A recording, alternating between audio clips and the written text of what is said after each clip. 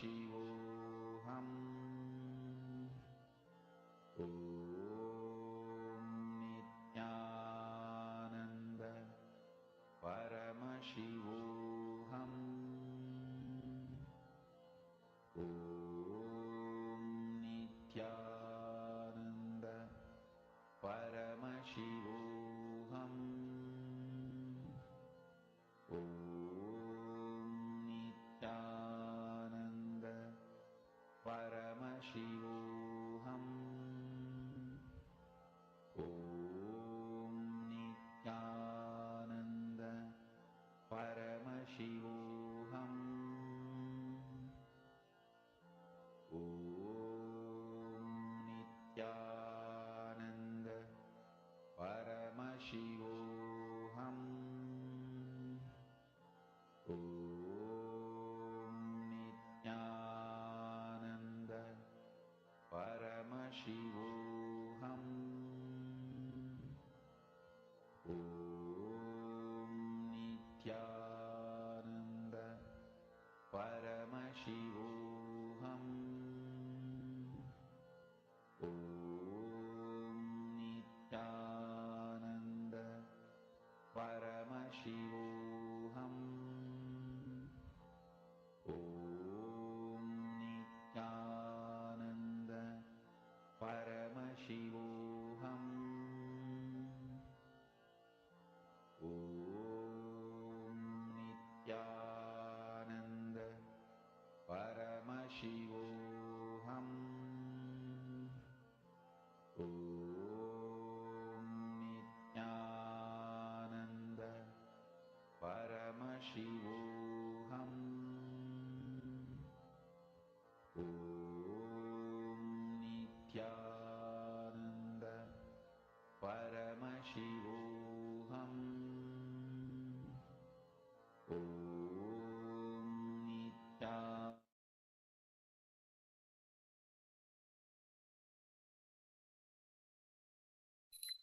Nithyanandam, welcome back each and every one of the participants who are ready here with us, seated, ready to start the Nithyananda Yoga. Anyone left to join us, do get settled down onto your yoga mats. Sit straight with your head, neck and spine in a straight line. Bring your hands into the Namaskara Mudra in front of your heart center as we chant the Sadguru Vandanam, invoking the presence of Swamiji himself.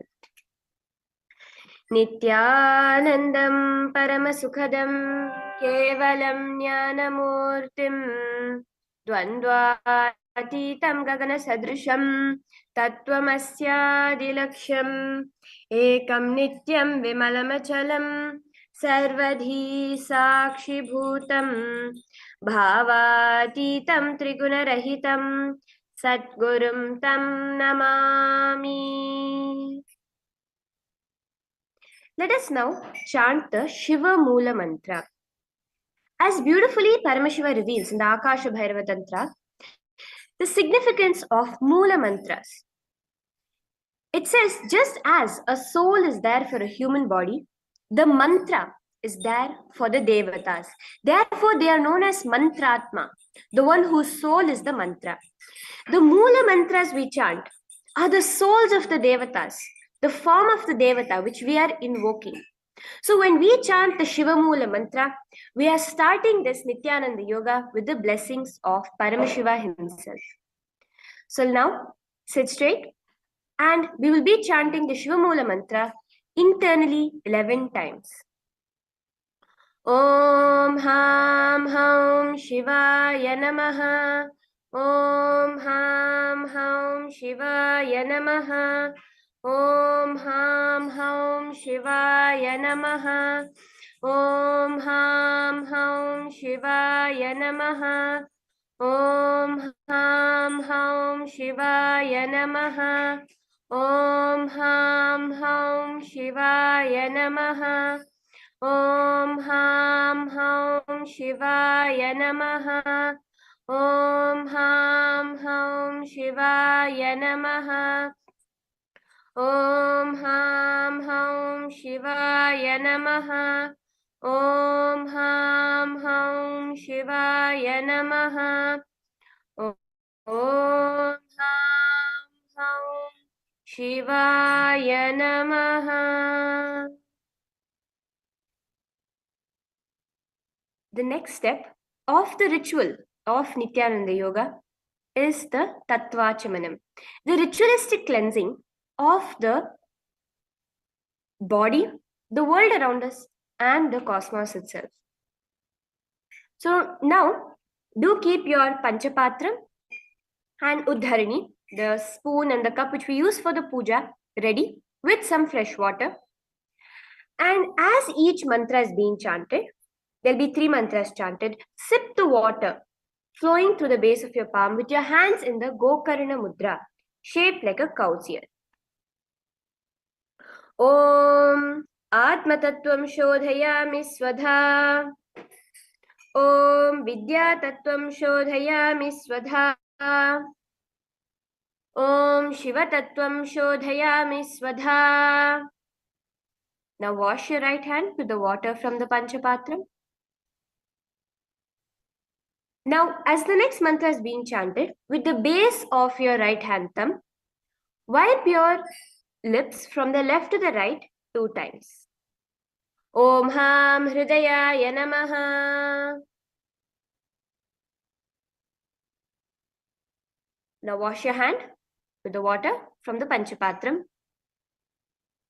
Now with your index, middle and ring fingers, with the tips of your fingers of the right hand, touch above the upper lip and below the lower lip. Wash your right hand with the water from the Panchapatram. With the tips of the right hand, index and thumb finger, touch the right nostril, left nostril. Wash, and with the tips of the right hand, thumb and ring finger, touch your right eye, right ear and left ear. Wash your right hand with the water from the Panchapatram. With the base of the little finger and thumb joined together, touch your navel center, your right chest and left chest. Now bring the tips of all your fingers together, touch top of your head, right shoulder, left shoulder and your heart center. Let us now enter into the Sankalpa mantra. The way of ritualistically declaring your intention. As Swamiji says, no action in Hinduism do you do it without a context. So today, as you get into Nithyananda Yoga, what is the context you want to set?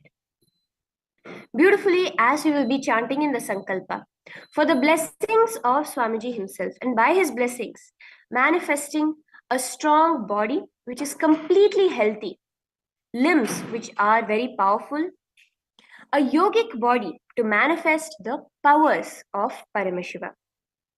So now place your right hand on top of the left and place it on your right thigh as we make our conscious intention by announcing the date and the time, the place where we are in, and what is our intention to make happen today.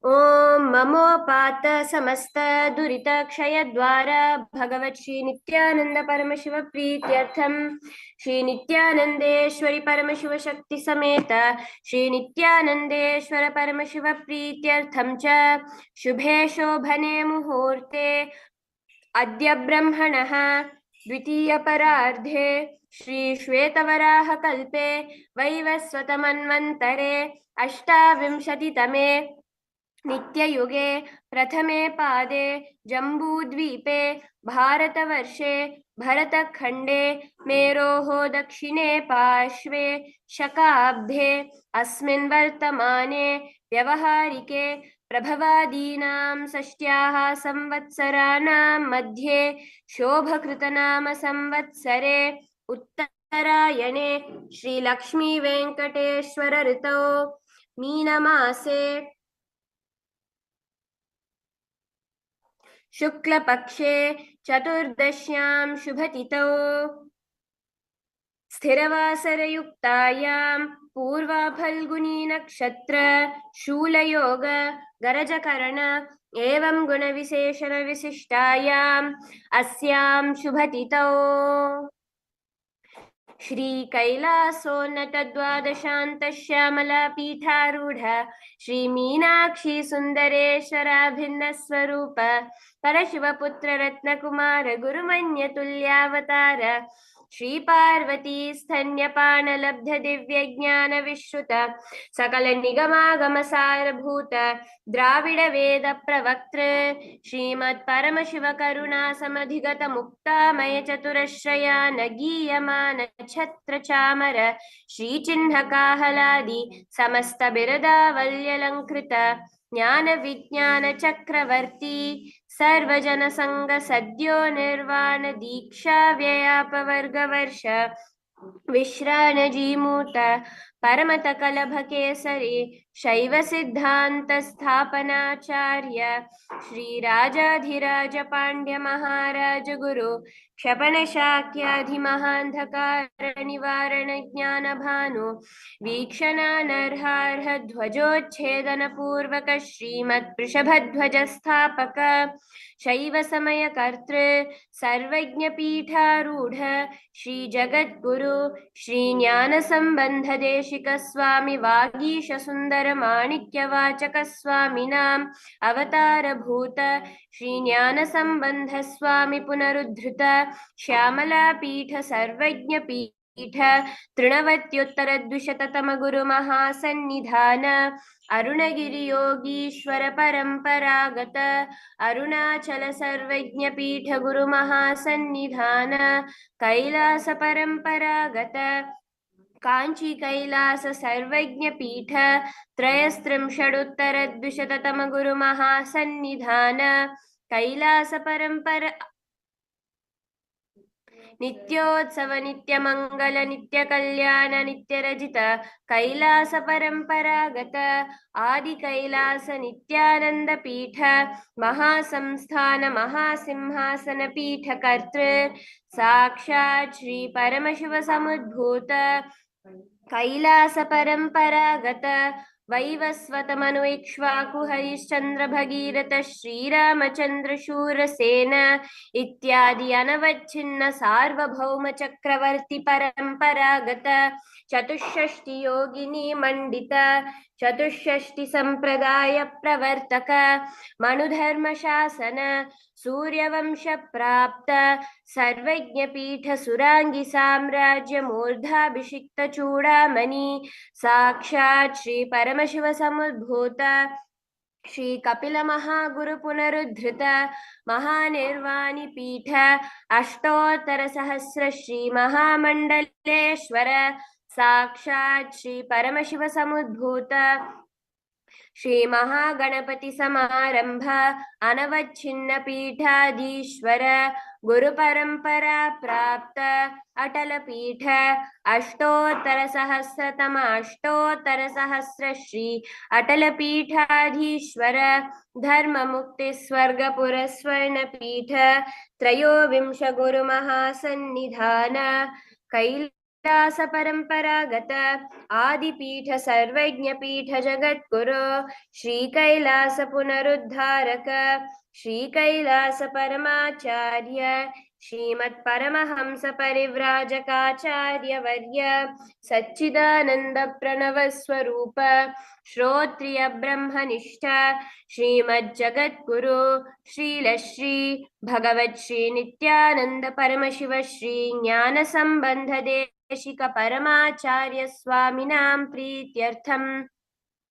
तेषां पादारविन्दयोः भक्तिसिद्ध्यर्थं गुरुकृपाकटाक्षसिद्ध्यर्थं क्षेमस्थैर्यवीर्यविजयायुरारोग्य ऐश्वर्याणामभिवृद्ध्यर्थं धर्मार्थकाममोक्षचतुर्विधफलपुरुषार्थसिद्ध्यर्थं मम समस्तदुरितोपशान्त्यर्थं समस्तमङ्गलावाप्त्यर्थं भगवत् श्री नित्यानंद परमशिव प्रसादेन सकुटुम्बस्य ज्ञानवैराग्य जीवन्मुक्ति प्राप्त्यर्थं श्री सर्वदेव देवी स्वरूप भगवत् श्री नित्यानंद परमशिव कृपा कटाक्षेण पूर्ण आरोग्य युक्त दृढ़गात्र यौगिक शरीर सिद्ध्यर्थम परमशिव शक्ति आविष्करणार्थम च नित्यानंद योगाभ्यासं करिष्ये. Now take udharini of water and pour it over your right hand, washing it. Om apaupasprisya.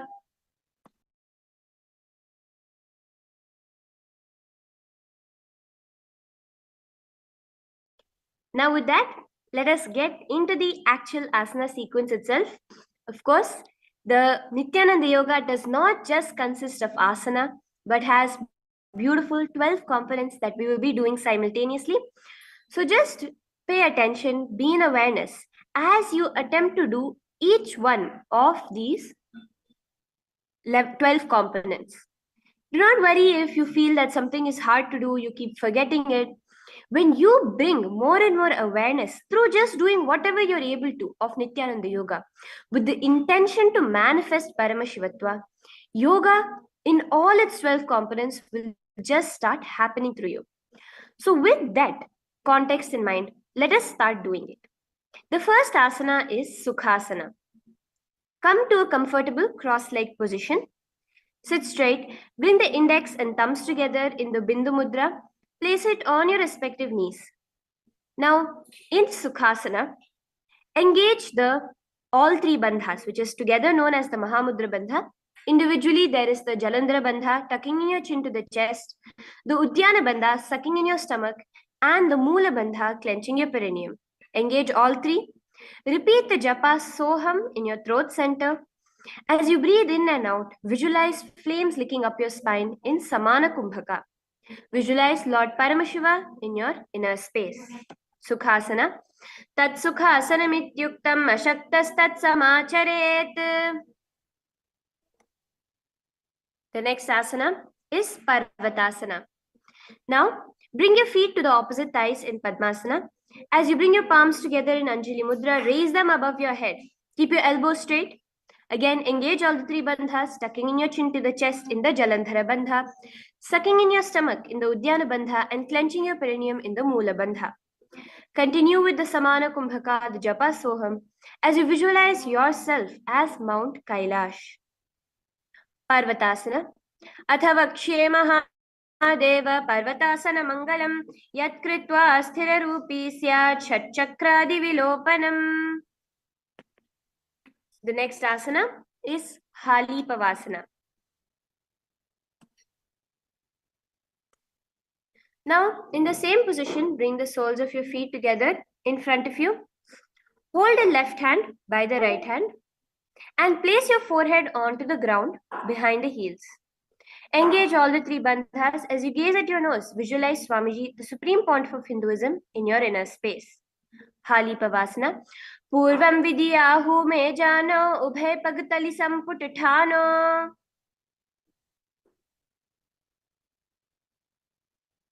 The next asana is Nagi Pavasana. Now in the same position, bring your hands together in front of you, cupping your hands onto a hollow. Engage all the three bandhas as you gaze at your nose. Visualize yourself as a snake in Nagi Pavasana. Purabhavidi paryagane nichaho vikahuni phanasya ulagai. Now, just raise up and bring your hands to your big toes with the index and middle fingers clasped onto your big toes in Prana Mudra. Stretch your legs straight out and upwards. Bring them to the opposite thighs in Padmasana. Lean forward and down onto your elbows. Again, engage all the three bandhas, visualizing yourself as a bird in Kokilasana. Athanyadasanam bhakshye yena siddho bhave naraha. The next asana now, which we'll be entering into, is Nithyananda. Raise yourself to a seated position now and place one foot over top the opposite knee. Clasp the opposite elbows with your hands and start to move it round and round in a rotational motion. Engage all the three bandhas, gaze at your nose, visualizing Swamiji in your inner space. Nithyananda. Goda Bava Padiki Akamahili Soya, Dachicharanako Varalota Parigulpa Samoya. Now, as we enter into the next asana, which is Gajasana, place your hands onto the ground and your feet a little further away and push yourself up, your hips high in the sky. This is a dynamic asana where you will be scooping your body forward and down towards the ground again and again. Engage the Uddiyana Bandha alone, sucking in your stomach. Visualize yourself as an elephant in Gajasana. Nyubjam padagre bhumau kritva lambi bhuyat mastakagre hastatalau nidhaya. The next asana is Rikshasana. Now, stop the movement of scooping forward as you start another movement in the same position of alternating between pressing the feet of your legs onto the ground as the other comes onto the toes. Push it down and up again. This is Rikshasana. Ekaikam padama kuncha gajasanam kuryad Rikshasanam bhavati. Now from here, let us enter into the next posture, which is Vaishyasana.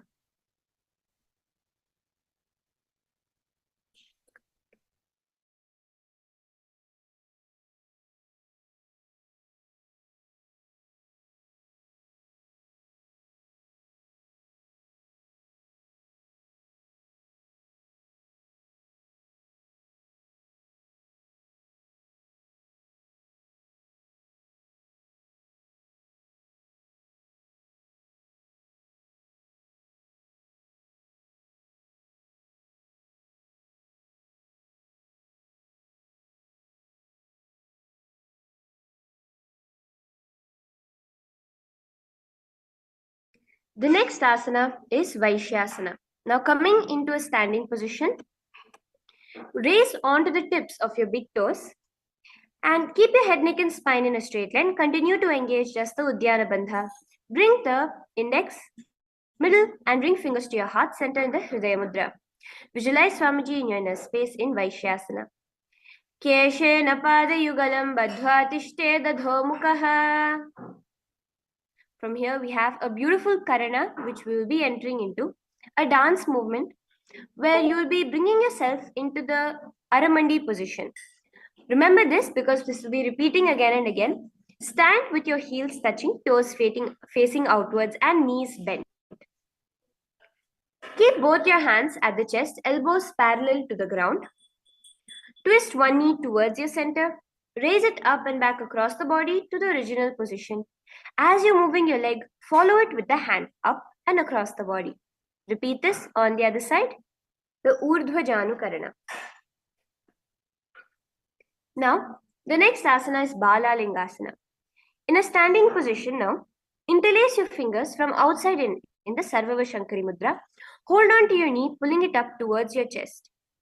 Keep your spine straight. Engage all the three bandhas again as you visualize yourself holding a baby in Bala Lingasana. Ekam janurasya lingya sthatavyam Bala Linganam bhavati. Now pull your leg behind you with your hand. Keep both your hands on your leg. Stand straight and engage all the three bandhas, visualizing Swamiji in your inner space in Pada Pidanasana. Sthitva kasmin padatale karabhyam veshtayetanam. The next asana is Natarajasana. Continuing to keep one leg behind you, just twist your hands inside and kick your leg back with the opposite hand extended forward in the Bindu Mudra with your index and thumbs joined together. Now, lean forward, simultaneously kicking and pulling the foot back and up.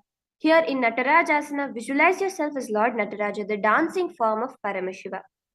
Uttanapadam krauncham cha maricham veerabhadrakam. Let us now repeat Balalingasana on the other side. Bring the other knee up towards your chest. Interlace your fingers in the Sarvava Shankari Mudra. Engage all the three bandhas. Visualize yourself holding a baby. Ekam janurasya lingya sthatavyam Balalinganam bhavati. Pull your foot back as we repeat Pada Pidanasana on the other side. Remain all the three bandhas engaged. Tucking in your chin to your chest in the Jalandhara Bandha.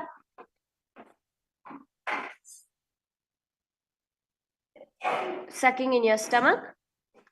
And clenching your perineum, engaging all the three bandhas in Padapidanasana. Sthitva ekasmin padatale karabhyam veshtayetanam. Now release the Udyana Bandha and the Jalandhara Bandha as you lean forward into Natarajasana on the other side.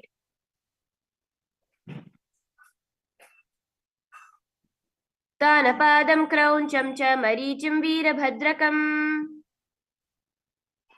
The next asana is Ardharechita Karana. We will be entering into a Karana. So again, bring yourself to the Aramandi position, heels together, toes pointed outwards, knees bent. Now from this position, bring your right foot behind the left, but keep the toes down and heels up. So you'll be balancing on your toes. Bring your left hand to your chest level and extend the opposite arm out and wide like a pendulum, bringing it back.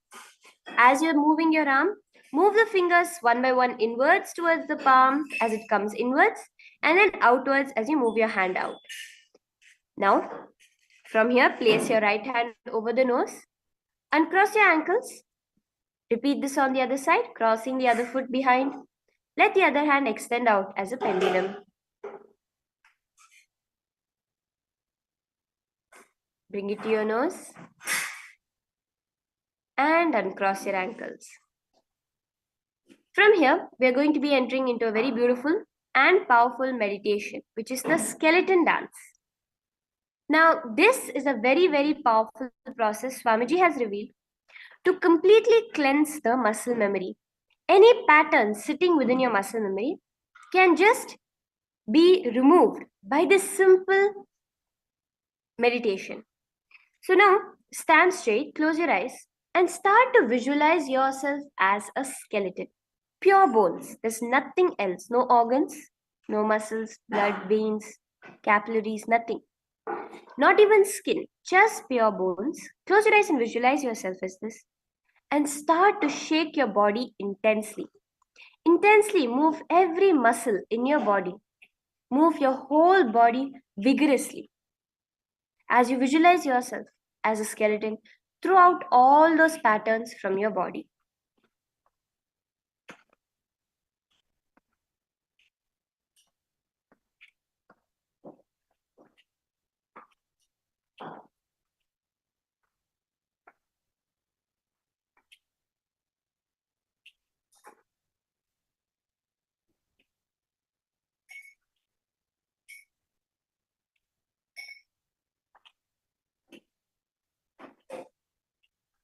Now slowly relax. Take a few steps front and back on your mat as you catch your breath. Now we'll be entering into another beautiful Karana, the Kati China Karana. Now bring your hands above your head as you bring yourself to the Aramandi position. Heels together, toes outwards, knees bent. Bring your hands above your head, arms crossed, palms facing backwards. Now move your hips to one side and simultaneously uncross the arms wide above the head. Bring yourself back to the original position. Repeat this on the other side. This is the Kati China Karana.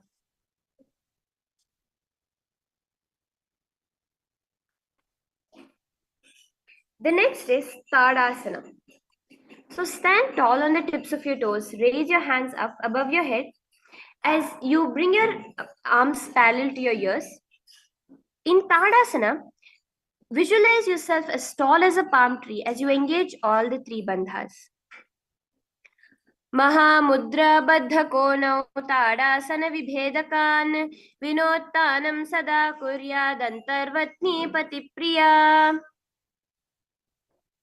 Now, from Tadasana, bring your hands to the ground beside your feet. As you lean forward, engage all the three bandhas. Try to push yourself to bring your forehead towards your knees in Uttanasana. Mahamudra Baddha Konau Tadasana Vibhedakan Vinottanam Sada Kuryadantarvatni Patipriya. The next asana is Tarakshvasana. So keeping your hands flat onto the ground, bring yourself into a plank position. Tuck your chin to the chest in Jalandhara Bandha. Rotate your head from side to side as you visualize Swamiji in your inner space in Tarakshvasana. Gajasana mastakam varam varam dakshina kukshim savya kukshim nayet. Now lay flat onto the ground and in Bhujangasana, keep your toes pointed. Bring your hands by your chest and raise up just your upper body using the strength of your core muscles. Open your mouth wide, inhaling through the hollow of your throat in the Bhujangani Mudra. Here we'll be entering into the Japa Shivoham as you visualize yourself as a cobra. Bhujangasana. Angusthana viparyanta madho bhumo vininyaset. The next asana is Shavasana. From here, bring yourself back, push yourself off the ground, bring yourself into a plank position, and alternate bringing one knee towards your chest, back and forth in Shavasana. Visualize Swamiji in your inner space. Breathe in and out in the Sahaja Kumbhaka. Just engaging the Mula Bandha alone. Gajasana samsito janudvayama kunchya varam varam kartavyam Shavasana bhavati. Now in the same position, bring one foot between your two hands. Alternate between jumping the feet back and forth, up and down, alternating again and again. Visualize yourself as a chariot in Rathasana. Gajasana samsthito ekaikam padam puramargena bhramayitva kartavyam Rathasanam bhavati. Now with one leg between your hands, raise your body off the ground. Keep one foot front, knees at a 90-degree angle. The other leg, let it remain extended back. Keep the knees straight. Raise your arms up parallel beside your ears. Pull your stomach in along with engaging the Mula Bandha. Do the Uddiyana Bandha. Gaze at your third eye. Visualize yourself as Lord Veerabhadra in Veerabhadrasana. Vasishtamata kaundinyam murdhakukkutameva. The next asana is Veerabhadrasana on the other side. Alternate your feet. As you continue to pull your stomach in the Uddiyana Bandha, raise your hands up high above your head. Gaze at your third eye. Visualize yourself as Lord Veerabhadra. Vasishtamata kaundinyam murdhakukkutameva.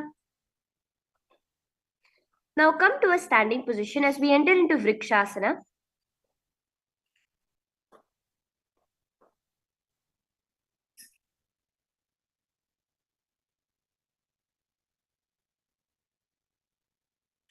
As we enter into Vrikshasana, bring one foot to the opposite thigh and stand tall, balancing there as you raise your hands up above your head in the Anjali Mudra with your palms together. Visualize yourself as a tree. Vamo rumula deshe cha yamyam padam nidhayatu. Now, bring your hands in front of your heart center as you bring the foot to the opposite thigh in Garudasana, visualizing yourself as the eagle, the vehicle of Lord Vishnu, Garuda. Garudasana. Garudasana avakshye yena dhyanam stharam bhavi. Now let's repeat Vrikshasana on the other side. Bring the other foot to the inner thigh as you raise your hands up straight as possible above your head. Vamo rumula deshe cha yamyam padam nidhayatu. And relax your hands as you bring your foot to the opposite thigh. Let's repeat Garudasana on the other side. Garudasana vakshe yena dhyanam sthiram bhavi. Now from here, we'll be entering into Trikonasana, where you're going to be stepping your feet far apart from each other. Keep the toes of one leg pointing forward and the back toes facing sideways. Now, straighten your arms parallel to the ground and lean forward and down towards the ground beside you, while the other arm extends towards the sky. In Trikonasana, you'll be visualizing yourself as a triangle. Uttanapadam krauncham cha marichim veerabhadrakam. Let's repeat Trikonasana on the other side. Bring yourself up and lean down onto the other side, visualizing yourself as a triangle. Switch the position of your feet too. Tanapadam krauncham cha marichim veerabhadrakam. the next asana. The next will be entering into a karana, which is the Nikutaka karana. Bring yourself again to the Aramandi position, the half squatting position, as you bring your hands parallel to each other in front of your chest. Now here, bring one foot to the tip of its toes and bring the same hand towards the top. Now, as you let that foot rest on the ground, bring the other foot up onto the toes and switch this position of the hands simultaneously. Do this again and again.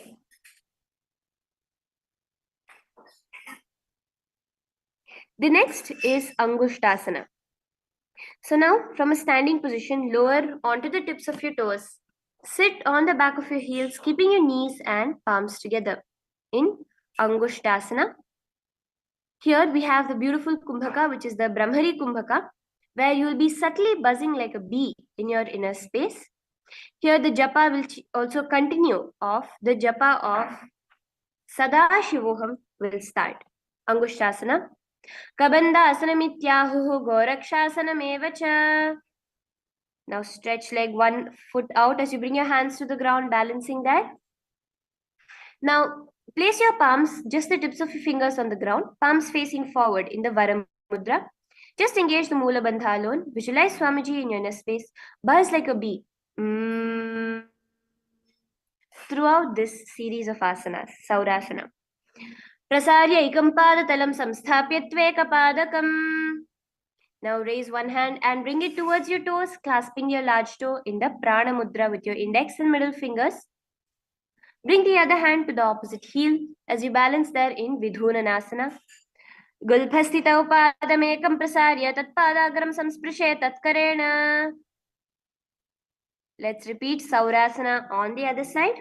Bring that foot back in as you extend the other foot out. Visualizing Swamiji in your inner space, Saurasana on the other side. Prasarya ikam padatalam samsthapya tvekapadakam. Now from there, lean forward and down as we repeat Vidhunanasana on the other side. Gulphastita padamekam prasarya tatpadagram samsprishe tatkarena. The next asana is Brahma Jurankushasana. Now bring your foot back and sit on top of your heels, knees pointed forward. Leave a slight gap between your knees as you bring your hands facing upwards on the top of your knees. Tuck your chin to the chest in the Jalandhara Bandha and gaze through the gap between your knees in Brahma Jurankushasana. Visualize Swamiji in your inner space.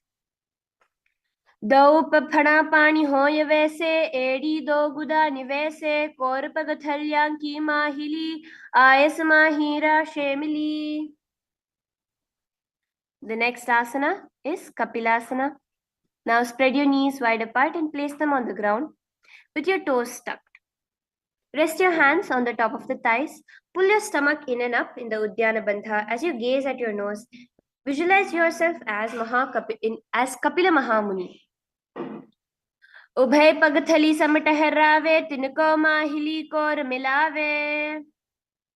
In the same position, just release the Uddiyana Bandha. Switch your gaze to the third eye in Bhadra Gorakshasana, visualizing Swamiji in your inner space. दो पगथली संपुट करे कोरवारिली भू परिधरे.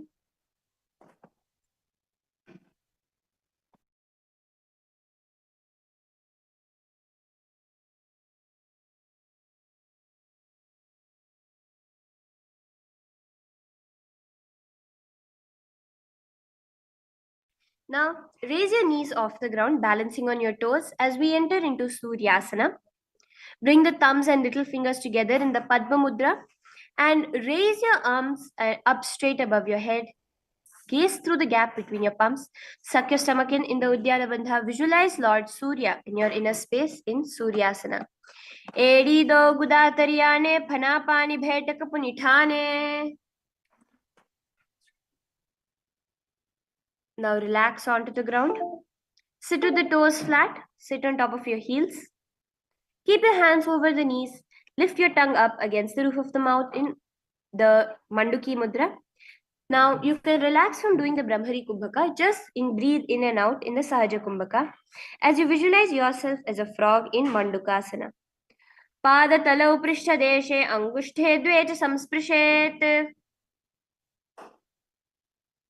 Now, in the same position, just continue the Manduki Mudra, your tongue against the top of your mouth, as you bring your hands to the opposite back. Holding your head with the elbows, continue engaging the Uddiyana Bandha, gazing at your third eye, visualizing yourself as a frog in Uttana Mandukasana. Mandukasana Madhyastam Kurparabhyam Dhritam Shiraha. Now from here, let us enter into Simhasana, where you will be crossing your ankles behind you. Sit over the crossed ankles. Keep your knees wide and your fingers spread over top of the knees. Stick your tongue out now and exhale forcefully in Simhasana, visualizing yourself as a lion. Gaze at the tip of your nose. Dakshinam savyagulphena dakshinena tathetaram. Now relax. Let us enter into Bhadrasana. So you can uncross your ankles from behind you, just crossing the toes alone. Keep your knees as wide as possible. Bring your hands behind your back, clasping the opposite toes. Do the Jalandhara Bandha, tucking in your chin to the chest as you gaze at your nose in Bhadrasana. Gulphau chavishanasya vitkramena samahitaha. The next asana is Kakabusandhyasana.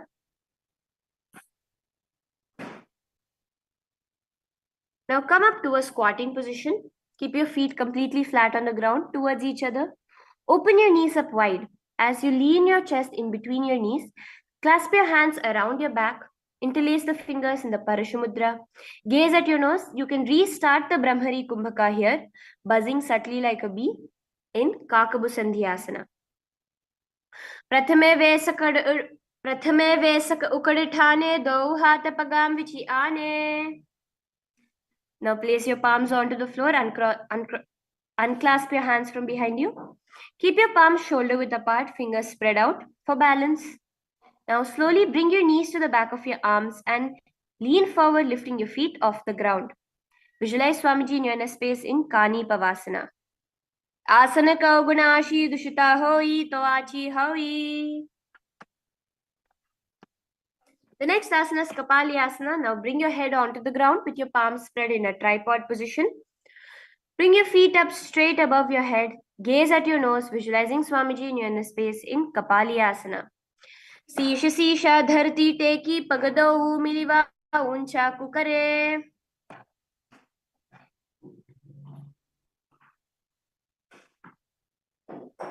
The next asana is Parshvayurasana. Now bring your knees together, squatting onto the floor. Twist your body, place both the hands to one side. Align your elbows with the knee and hip respectively. Now lean onto your arms, balancing, extending your legs to the side. Visualize yourself as a peacock gazing towards your third eye in Parshvayurasana. Mayuram dandavat kuryan mayuram dandanamakam. Now relax yourself as we repeat Parshvamayurasana on the other side. Balance there, visualize yourself as a peacock. Mayuram dandavat kuryan mayuram dandanamakam. Now relax as we enter into Bhairaganathasana. Come to a plank position and bring one foot between your hands from the outside of your shoulder. The new pranayama we will be entering into here is the Rechaka Kumbhaka, where you will be inhaling and exhaling, prolonging your exhalations. In Bhairaganathasana, gaze towards your third eye. Visualize yourself as Lord Kala Bhairava. Asana kau gunapiti jai. Let's repeat Bhairaganathasana on the other side. Remove your foot out, bringing the other foot in between your palms. Asana kau gunapiti jai. Now, bring your forearms onto the ground, lifting your hips high up into the sky in Unmukha Pithasana. Gaze at your third eye, visualize Swamiji in your inner space. Bhunyastau januni hastau chatushpadama vangmukham.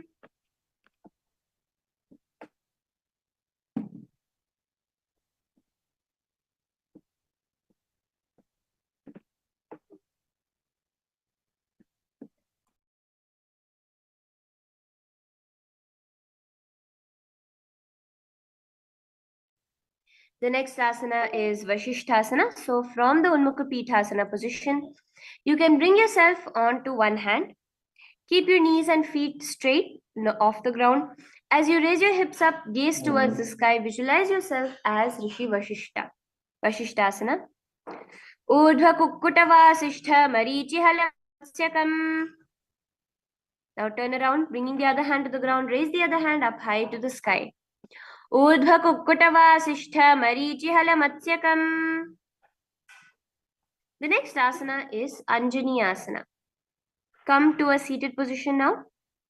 Keep your legs stretched, toes pointing upwards. Sit upon your hands with the palms facing upwards. Tuck your elbows to the body.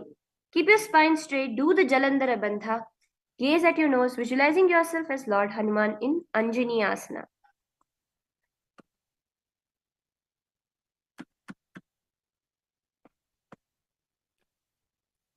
दो कर की उभे हथेली कोरवारली मेले भेली. Now, bring your hands out from underneath your body. As you raise your hands up straight above your head, lean forward and down, clasping onto your feet in Paschimottanasana. Try to bring your forehead to your knees. Engage all the three bandhas. Visualize Swamiji in your inner space with the new japa Mahasadaशिवोहम. Jano parilalatantu paschimam tanamuchyate. Now, from Paschimottanasana, let us enter into Ugrasana, where you will be bringing your hands behind your neck. The next asana is Ugrasana. Sit with your legs straight, bring your hands behind your neck.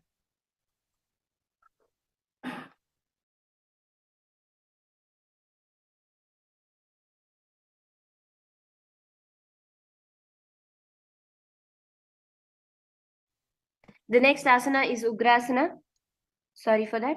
Bring your hands behind your neck. Lean forward and down, bringing your elbows to the ground. Engage all the three bandhas as you visualize Devi Kali in your inner space in Ugrasana. Swapanibhyam dhram dhritva janu parishironyaseth. The next asana is Marichi Asana. Now, bring one foot towards the groin with the knees facing upwards. Lean forward and down, clasping your hands behind your back, around the knee. Bring your forehead to your knee, other knee, and visualize yourself as Sage Marichi in Marichi Asana. Uttanapadam krauncham cha marichim veerabhadrakam. Now, bring the knee flat onto the ground by the side. As you lean forward and down, clasping your foot, bring your elbows to the ground, head to the knee. In Mahamudrasana, engage the Mahamudra Bandha, engaging all the three bandhas. Gaze at your nose, visualize Swamiji in your inner space.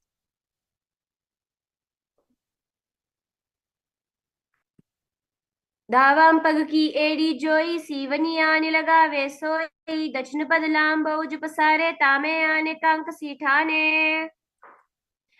From there, let us repeat Marichi Asana on the other side. Bring the other foot up to the groin with the other foot straight out. Lean forward and down. Visualize yourself as Sage Marichi. Uttanapadam krauncham cha marichim veerabhadrakam. Let's do Mahamudrasana now. On the other side. As you let the knee rest on the ground, lean forward and down, engaging all the three bandhas. Athavakshe Mahadev. Mahamudrasana. Dabam pagki edi joy sivani ani lagave soyi. The next asana is Bhadrasana 2. Now from Mahamudrasana position, bring both your feet together in front of you. Sit with the heels close towards the perineum. Bring both your hands to your feet. Keep your knees wide. Maintain a straight position. Engage just the Mula Bandha alone as you gaze at your nose, visualizing Swamiji in your inner space. Gulbhau Tavishanasyadah Sivanyaf Pashvayokshipet. The next asana is Gwali Pavasana in Bhadrasana. Bring your hands to the knees as you do the Jalandhara Bandha. Gaze at your nose, visualize Swamiji in your inner space.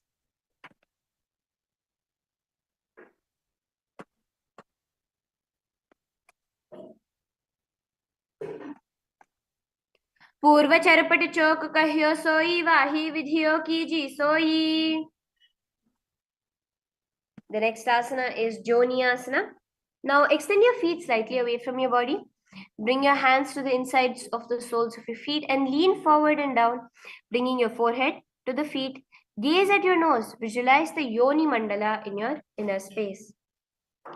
दो पग थली संपुट करे, एड्र में ढिके ढिंग दरे, अर्ध हाथ को अंतर राशे, लिलाट पग थल्या मुंह पर दाशे.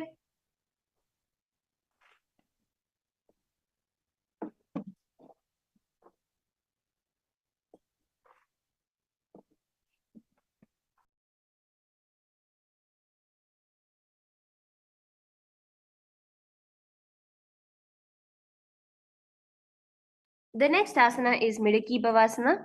Now in the same position, just stretch your arms out over the knees to the side, palms on the ground. Lean forward and down, gaze at your nose.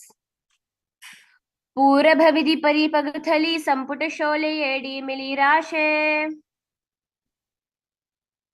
Now raise up and insert your hands underneath your calves, palms facing upwards on the ground. Bring your forehead to your feet.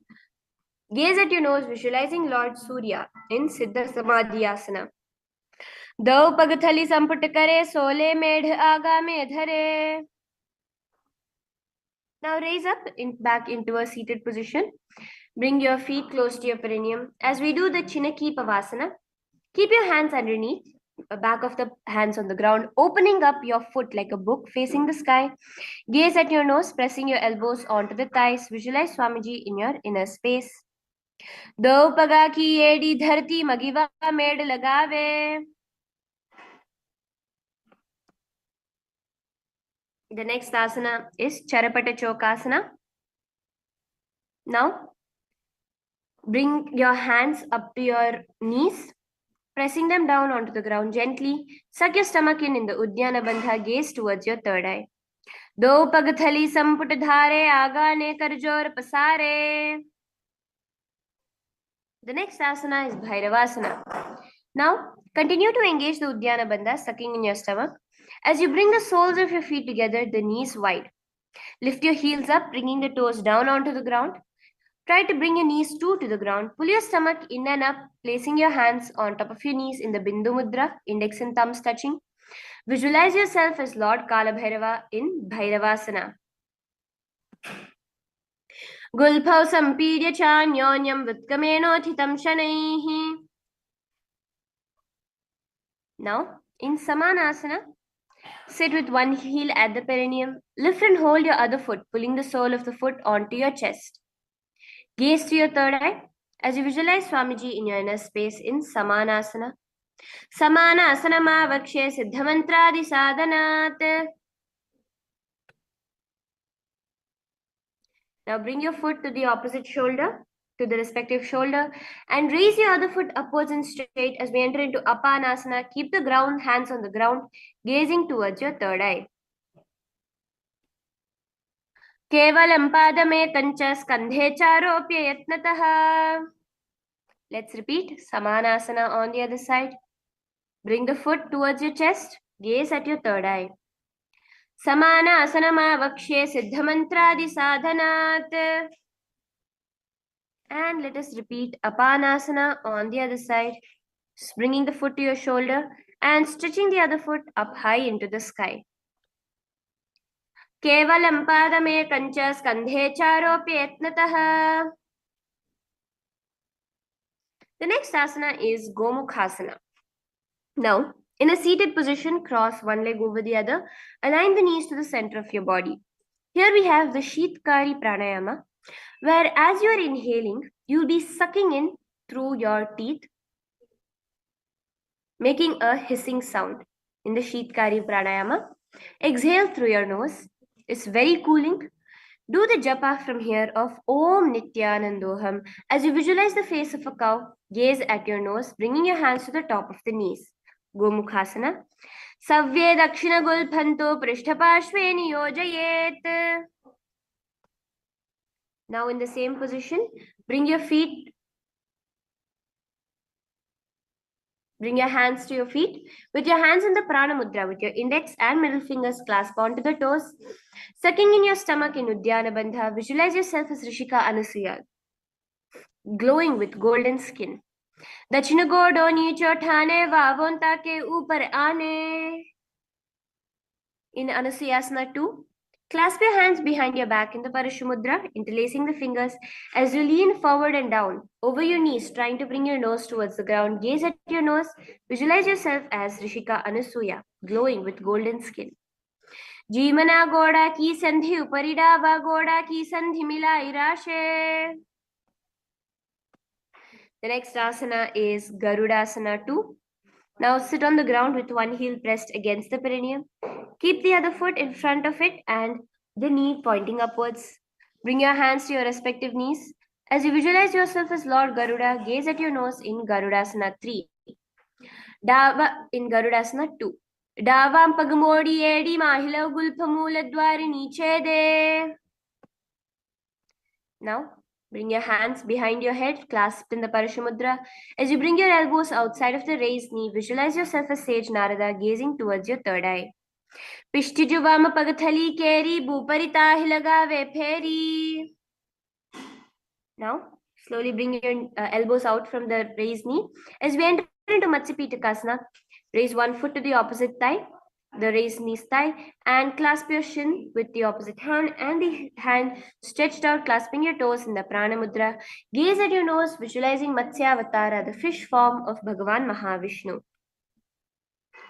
Vamena vamangushtantu grihitam Matsya Pitakam.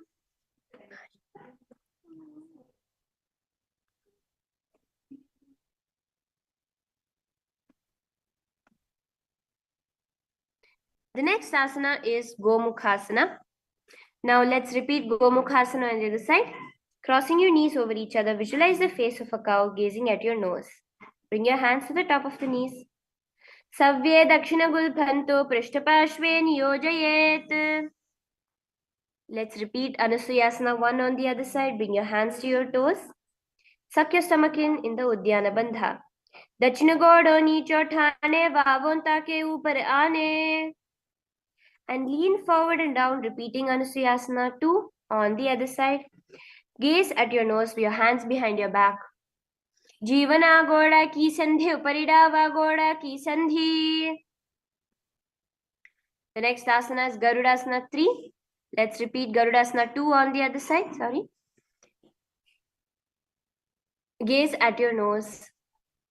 Davam pagamodi edi mahila gulpamula dwarini chede. The next asana is Naradasana. Now in Naradasana, bring your elbows outside of the raised knee, visualizing yourself as Sage Narada, gaze at your third eye. Pishtiju vama pagathali keri, bhuparita hilagave pheri. Let's repeat Matsya Pitakasana on the other side. As you visualize yourself as Matsyavatara. Vamena vamangushtantu grihitam Matsya Pitakam. The next asana is Matsyendrasana 1.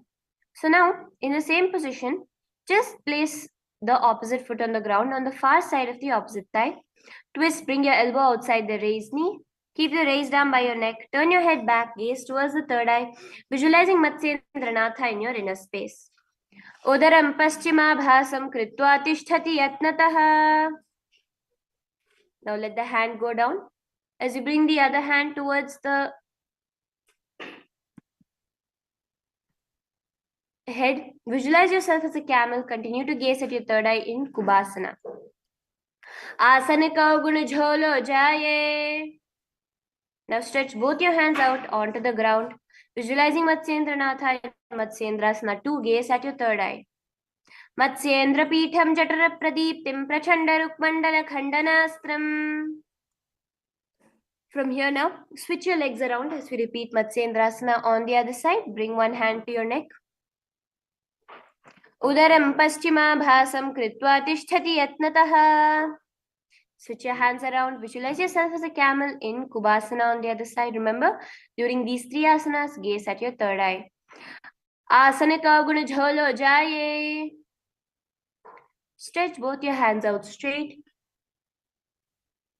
In Matsyendrasana 2, visualize yourself as Matsyendranatha.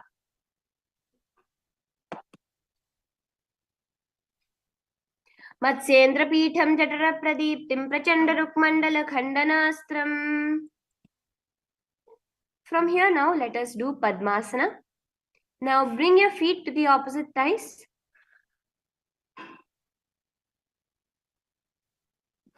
And sit straight. Engage all the three bandhas as you place your hands on the respective knees. Gaze to your nose, visualizing yourself as Lord Paramashiva.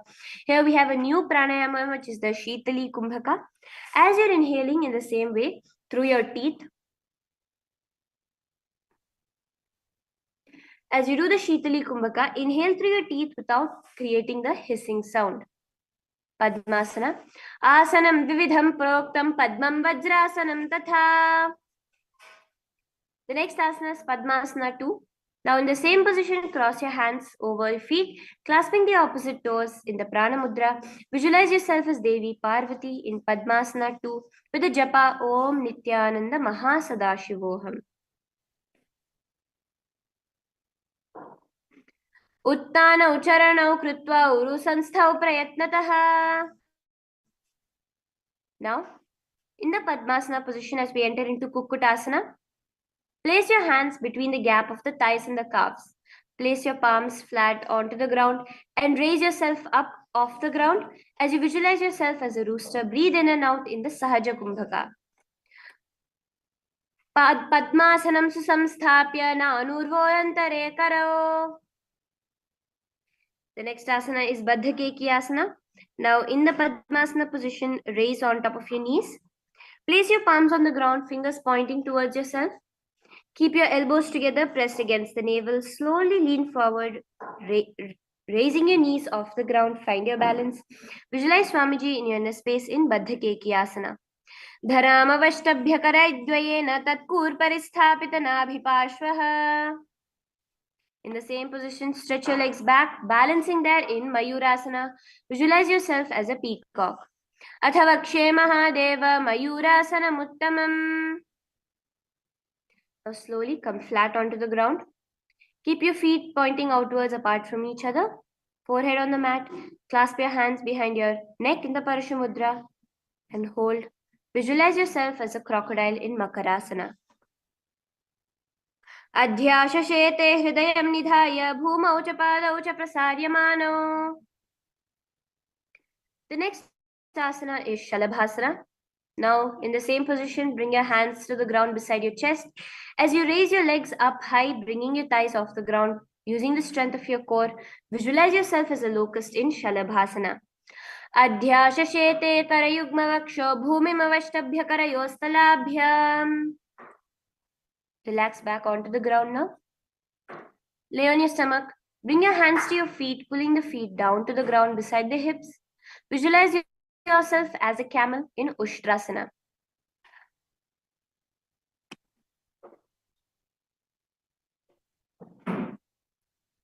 Adhyashashete padayugmavastam prishte nidhaya pidhritam karabhyam. Now just kick your legs back up, raising your chest off the ground, holding onto your feet. Gaze at your third eye, visualizing yourself as Lord Paramashiva's bow in Dhanurasana. Prasarya padau bhuvidandarupau karau cha prishte dhritapadayukmam. Now raise yourself up onto your knees in Bhagasana. Sit on your heels. Keep your hands on the top of your thighs as you gaze at the third eye in Bhagasana. Visualize Swamiji in your inner space. Ulata modi pavado baise bahurau jugati kare ek vaise.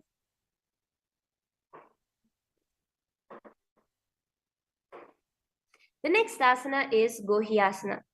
Now place your elbows on the ground, shoulder width apart. As you clasp your hands together, place your hands, hold your head with your hands and slowly kick your feet off the ground, bringing your knees to your chest in Gohyasana. Gaze at the third eye. दो हाथ की कहूनी जोई पुण्य कलाई जाने दोई. Now in the same position, stretch your legs up straight above your head in Shavasana, gazing towards your nose. Do the japa Om Nithyananda Paramashivoham. Viparitam mandalam cha dvidhaiva vidinam hinaha. Now slowly relax. Come to a seated position.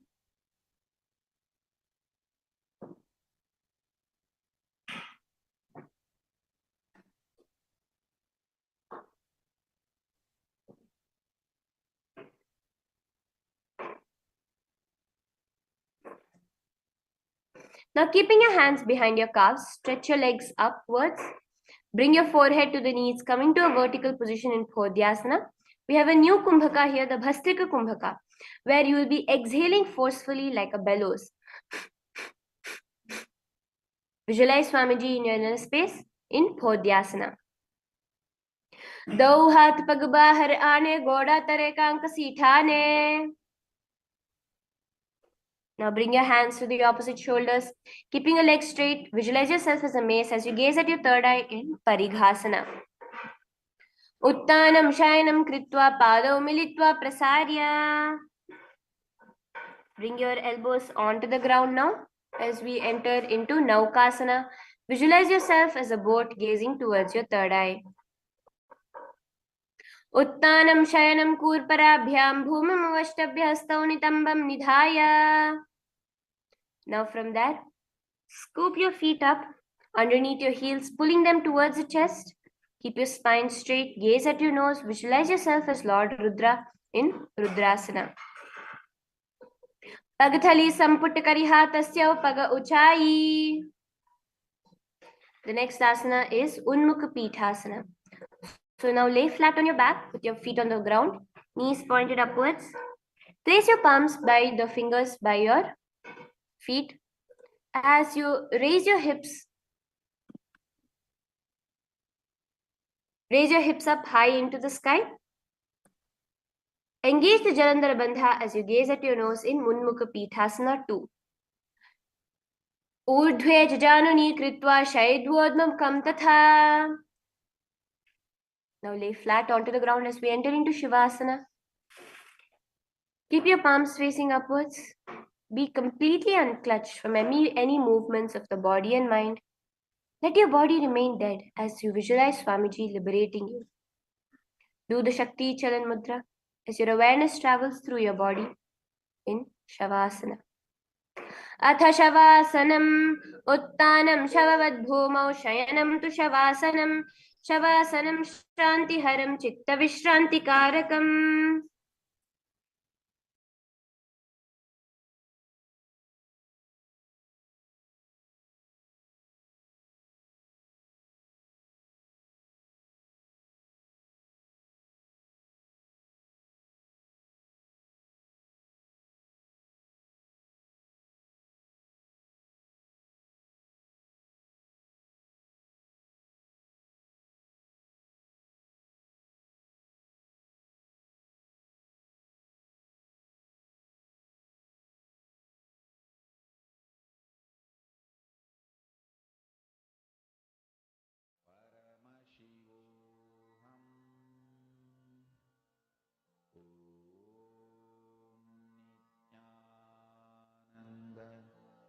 Paramashivoham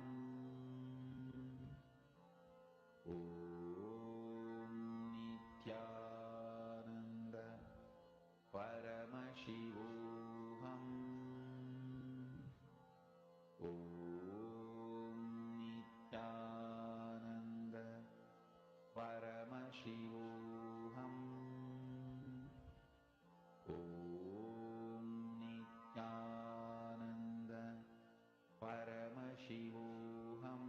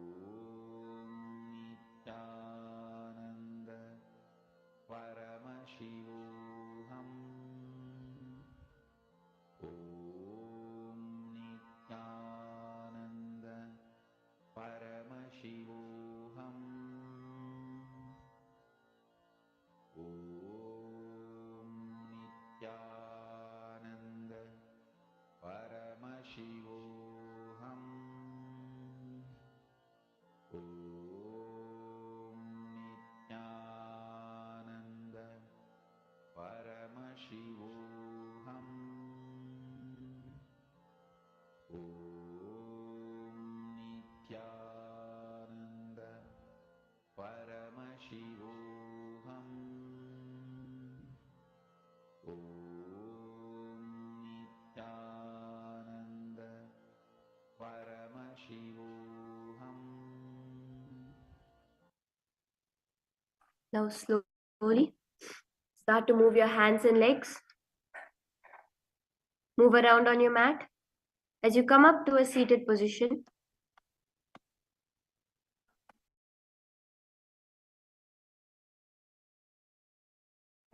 move your feet around and your hands as you come up to a seated position. Feel the life entering back into your body. Congratulations to each and every of you, all the participants. You have successfully completed the first set of series, the 108 asanas. We have 200 asanas more to go, so let's get started with that. The first asana of the second part of the series, the Dvitiya Vinyasa Krama, is Yathasanishtasana. Now sit in any comfortable seated position for you. Bring your hands into the Bindu Mudra, your thumbs and index touching. Visualize Swamiji in your inner space as you start off with the Samana Kumbhaka. Flames licking up your spine as you inhale and exhale. Throughout the whole Dvitiya Vinyasa Krama sequence, the japa will remain Om Nithyananda Paramashivoham. Visualize Swamiji in your inner space in Yathasanishtasana. Paryankam Tatsamakyatam Yatha Samstham Yatha Stitihi. The next asana is Samasana.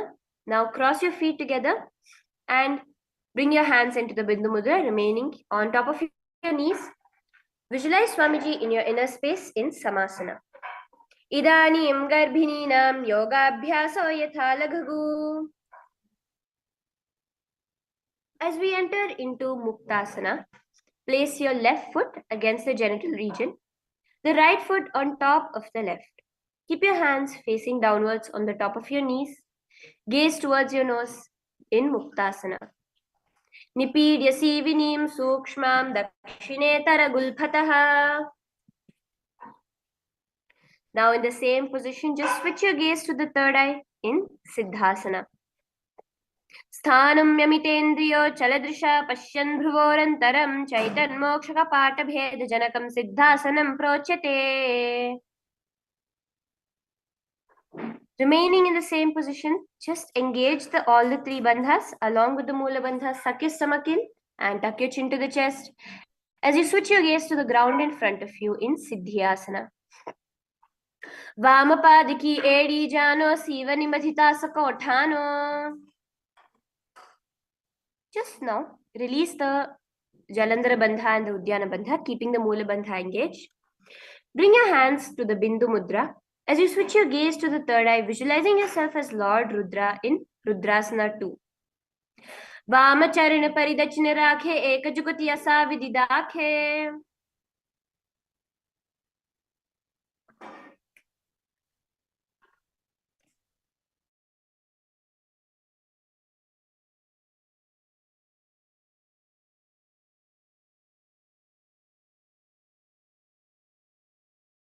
Now in the same position, switch your gaze to your nose in Santadhunasana.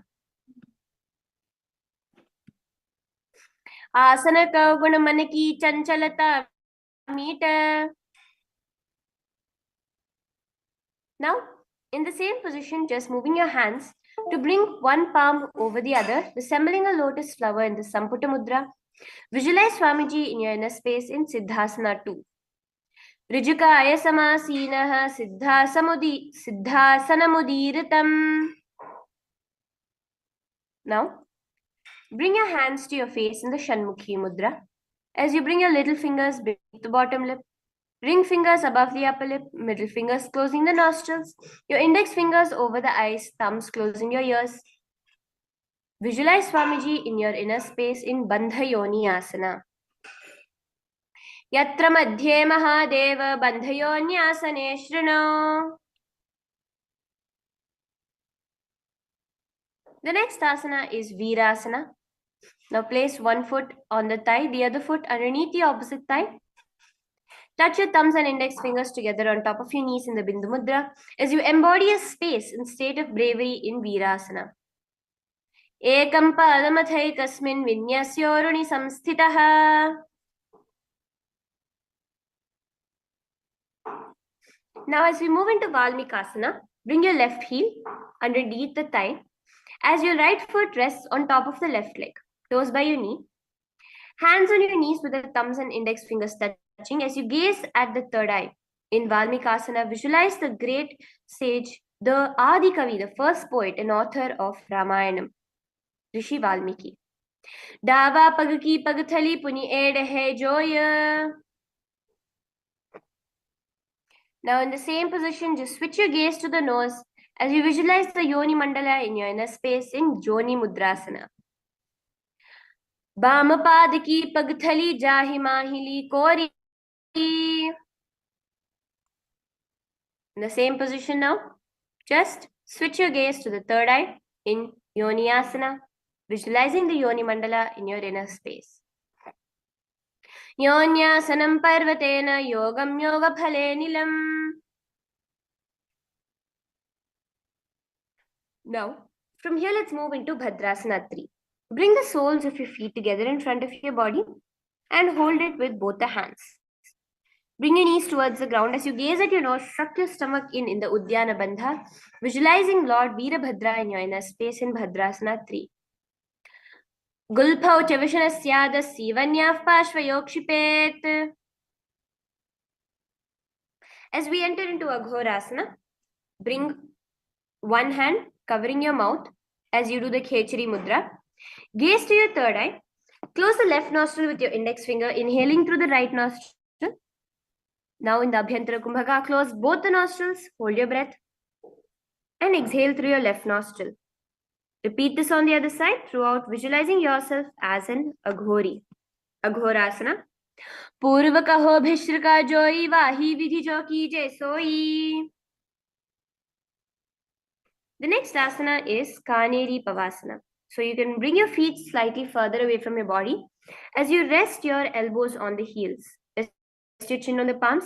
Gaze at your nose, suck your stomach in the Uddiyana Bandha, visualizing yourself as a female elephant drinking water. Do the Rechaka Kumbhaka, where your exhalations are prolonged than your inhalations. Gwali Pava Asana kahyo hai jaise yahu jane vidhite se. The next asana is Parasana. Now come to a seated position with your knees raised.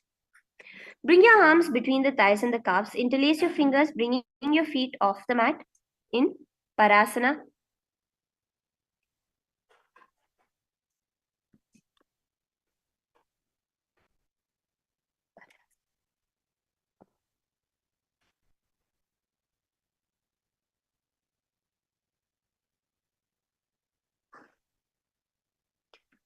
Visualize Swamiji in your inner space. Yoga Pradipika doi karaki vatisha mani lagave soi.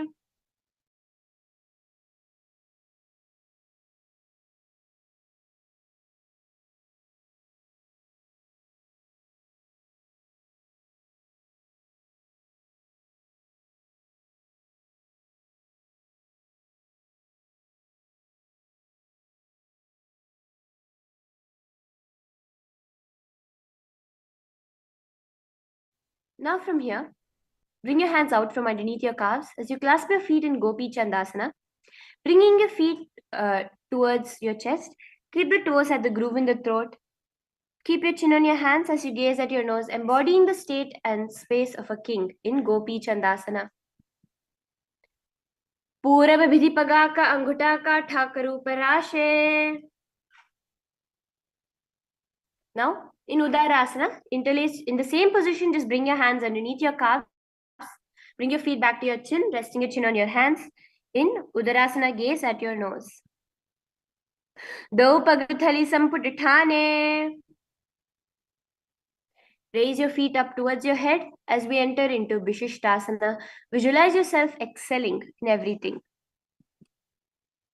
Do pagathali jodi samputikare. The next asana is Bhujasana. Now, bringing both your legs on top of the respective shoulders. Bring your arms underneath your legs up, interlacing your fingers around the back of your neck. Visualize yourself as a cobra in Bhujasana. Shirasanam tu vijnayam kakshasanamatah param. In the same position now, bring your hands out from behind your neck. As you interlace your fingers behind your back from downwards, gaze at your nose, visualizing yourself as a beautiful and auspicious goddess. Kalyanasana. Dau hata pagam vichi ane tinuko goda niche thane. Now from here, let's enter into Sankatasana. So what you're going to be doing is removing your hands from behind your back. With your right knee on the mat, with your left knee on the mat, place your left foot flat and place the perineum on the heel. Raise your right leg on top of the left. Bring the right heel to your left hip. Place your hands on the opposite knees as you visualize Swamiji visualize yourself as an elegant swan in Sankatasana. Vamapadam chiter moolam sannyasa tale. Now in the same position, suck your stomach in Uddiyana Bandha. As you slide your left heel to the left hip, keep both your hands on top of the knee. As you visualize yourself as a cow in your inner space. Anushagi nagara panchadam vrishhilinda galyamni. Now let's enter into Machandrasana. Place your right foot on your left thigh. Bring the left foot on the right knee. Now bring your left hand towards the back and hold on to the right thigh. Place your right hand on the left thigh. Twist your body, gazing towards your third eye as we do the Ujjayi Kumbhaka, where your inhalation and exhalation, you'll be creating the sound of an ocean. Visualize Swamiji in your inner space in Machandrasana. Vama Janghaka Parida Chithane, Vama Hasti Pishti Dishane. Now untwist slowly. Hold on to your respective big toes. Lean your forehead down so it touches the ground. In Machandrasana 2, visualize Swamiji, the Supreme Pontiff of Hinduism, in your inner space. Prathama Jimana Charanaj Joyi, Vama Janghaka Parirakhe Soi.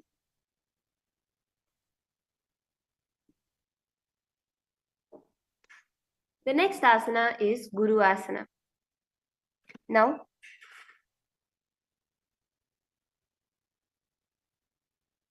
maintaining your feet in the same position, interlace your fingers and place them on top of the knee in the Paramashiva Mudra.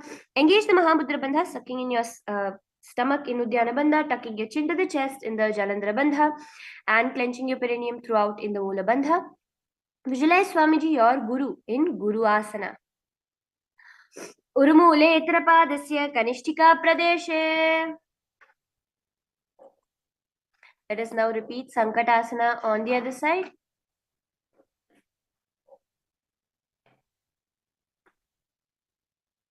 Visualize yourself as an elegant swan as you place your hands on the opposite knees.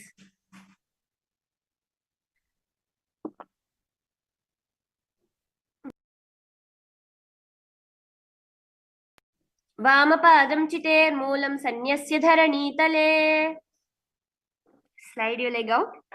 As you suck your stomach in the Uddiyana Bandha, visualize a cow in your inner space in Dhenukasana. Anushagi nagara panchadam vrishhilinda galyamni. And let's repeat Machandrasana on the other side. Bring your legs to the cross-leg position as you twist your body outside. Gaze at your third eye, visualizing Swamiji in your inner space. Vama Janghaka Parida Chithane, Vama Hasta Pishti Dishane. And untwist as you lean forward and down. In Machandrasana 2, bring your forehead to the ground. Prathama Jeevana Charanaj Joyi, Vama Jangha Parirakhe Soi. Now raise up. As we repeat Guru Asana, engage all the three bandhas. Interlace your fingers, placing it on the top knee. Visualize your Guru, Swamiji, in your inner space. Urumule Itrapadasya Kanishtika Pradeshe. The next asana is Pashasana. So now bring your feet flat onto the ground, the knees upwards. Pull your knees to your chest. Bring your hands holding the opposite knees. Keep your thighs together and your spine straight. Bring your tongue into the Khechari Mudra, where your Tongue is pressed against the roof of the mouth. Visualize Swamiji in your inner space as you gaze at your third eye in Pashasana. Padatale bhumau nidhaya januni urasi nidhaya. As we move into Bodha Shokasana, wrap your hands around your legs, holding the opposite wrists. Place your chin onto the knees as you gaze at your nose. दो पगथली भूपरि धेरे कौरमा हिली ऐसे करे.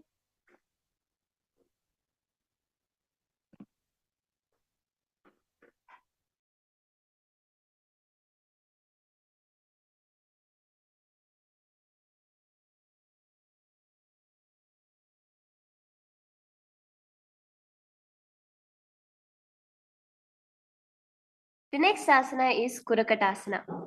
So now raise yourself with your back straight.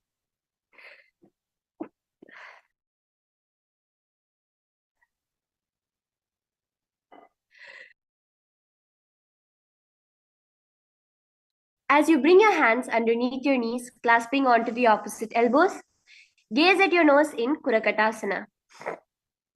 Kurakata asana do hath pag bahar lyave. Now just cross your ankles over each other with your right foot on top of the left. Let your toes point up, gaze towards the navel as you visualize the great Maharishi Sumati in your inner space. In Sumati Asana, Mooladhwari dharti parithane dava pag paridach pad aane. Now let's enter into Dandasana. Come to a seated position and stretch your legs out straight in front of you. Interlace your fingers inside out and point your wrists outwards. Engage all the three bandhas in the Mahamudra Bandha. As you gaze at your nose, visualize Swamiji in your inner space in Dandasana. Idanim Garbhininam Yoga Abhyaso Yatha Laghu.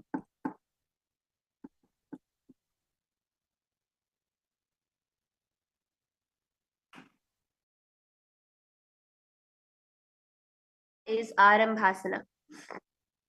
Now from that, lean forward and down, clasping onto your toes. Bring your forehead to your knees, your elbows to the ground.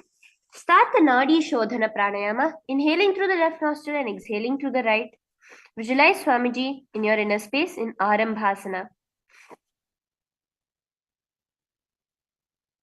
दो पग मिलाव पसारे पगा का अंगूठा पाक दे लिलाट गोड़ा लगावे.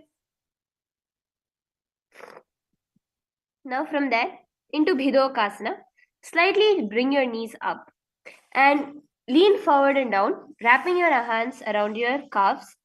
Hold on to the soles of your feet as you gaze at the third eye in Bhidokasana.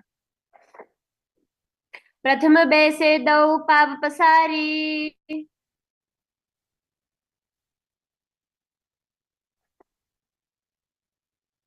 From here, let us enter into Jalandhari Pavasana.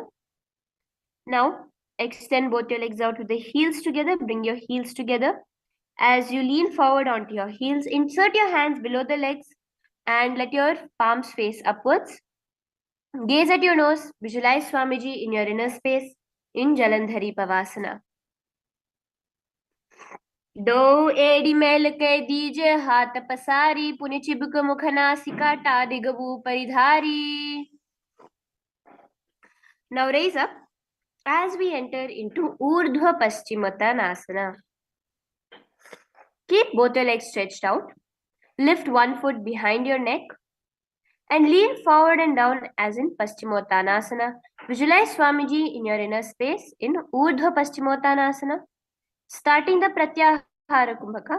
As you're inhaling and exhaling, visualize the breath coming from your Mooladhwara to your Brahmarandra above the Sahasrara. Urdhva Paschimottanasana. पश्चिमतानवत् संस्थितिं कृता एकं पादं ग्रीवायां धृत्वा तिष्ठेत् ऊर्ध्व पश्चिमतानं भवति. Now with the leg behind your neck, just lay flat onto your back, holding the foot with your left hand. Straighten your body. In the Pratyahara Kumbhaka, gaze at your nose, visualizing Swamiji in your inner space. Anantasana. उत्तानशयिनी एकैकं पायि ग्रीवायां विन्यस्य इतरहस्तेन पावाग्रं गृहीत्वा. Roll onto your elbow, holding the leg as you gaze at your nose in Ankushasana.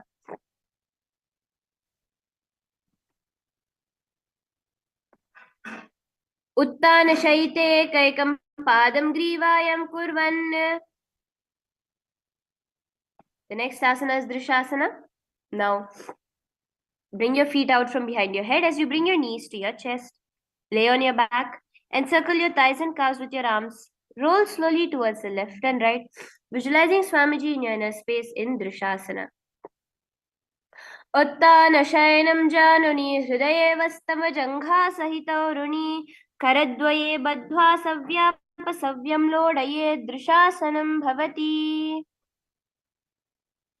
Now raise yourself up into a seated position. Let's repeat Urdhva Paschimottanasana on the other side. Bringing the other leg behind your neck. Lean forward and down, clasping onto your foot in Urdhva Paschimottanasana on the other side. पश्चिमतानवत् संस्थितिं कृता एकं पादं ग्रीवायां धृत्वा तिष्ठेतु ऊर्ध्वपश्चिमतानं भवति. Roll onto your back as we do the Anantasana on the other side, bringing one leg behind your head.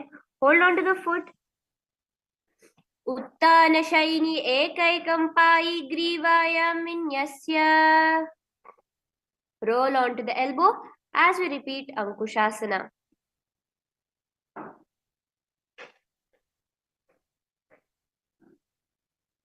उत्तानशयिते कैकं पादं ग्रीवायां कुर्वन्.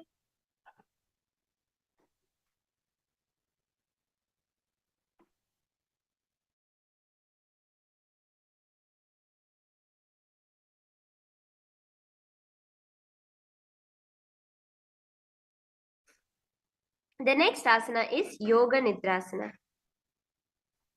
Now, bring both your feet behind your head and lay on your back. One by one, bring your feet behind your head. As you hold your hands behind your back, gaze at your nose, visualizing Swamiji in your inner space in Yoga Nidrasana. पादाभ्यां वेष्टयेत् कण्ठं हस्ताभ्यां पृष्ठबन्धनं तन्मध्ये शरणं कुर्यदा योगनिद्रा सुखप्रदा. Now, in the same position, remove your hands from behind your back and bring your hands behind your neck, interlace together. Gaze at your nose. Visualize Lord Vishnu as your Atma, as your soul blessing you from within you in Atma Ramasana. Atma Ramasana Prathama Sudho Sove Paga Uchayi Agane Ane Doi Paga Bichi Hat Kari.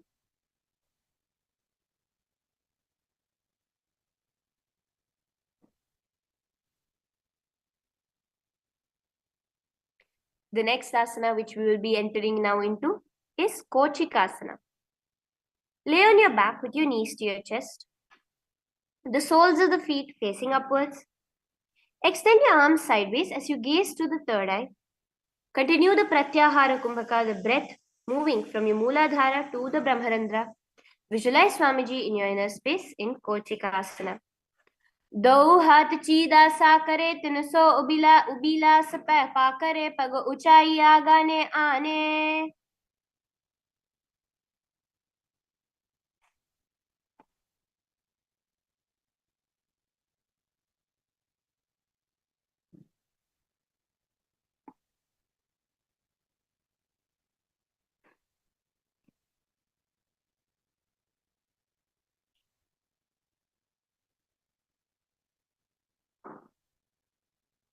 The next asana, which we'll be now entering into, is Jatara Parivriti 1, 2, and 3.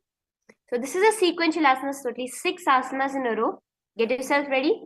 Lay on your back with your knees to your chest. Let your arms reach out to the sides at shoulder level.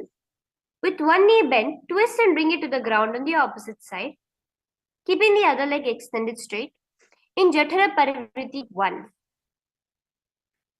Now, keeping both the knees bent to one side in Jatara Parivriti 2. Straighten out both the legs to one side in Jatara Parivriti 3 as your head looks in the opposite direction. परिवृत्ति कुक्षिभागे त्रिधा हि परिकीर्तितः बद्धकोणं सुप्तकोणं ऊर्ध्वकोणमथापि च. Let's now repeat. Jatara Parivritti 1, 2 and 3 on the other side.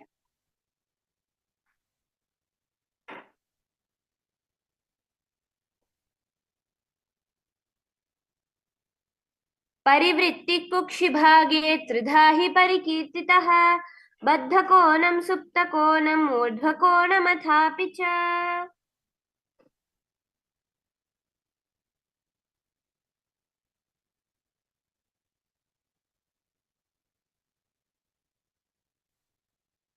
The next asana now is Dvipada Pitham.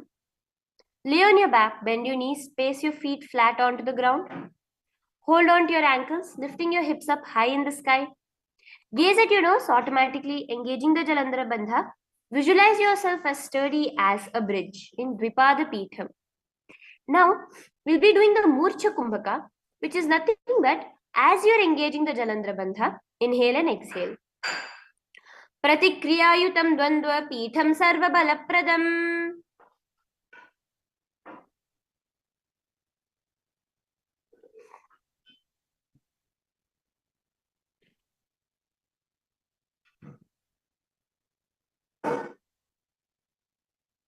The next asana is Paryankasana. Now place your feet flat on the mat. Bring your arms over your head, placing the hands flat on the mat with your fingers pointing towards your feet. Slowly push your entire body off the ground, visualizing yourself as sturdy as stone furniture in Paryankasana.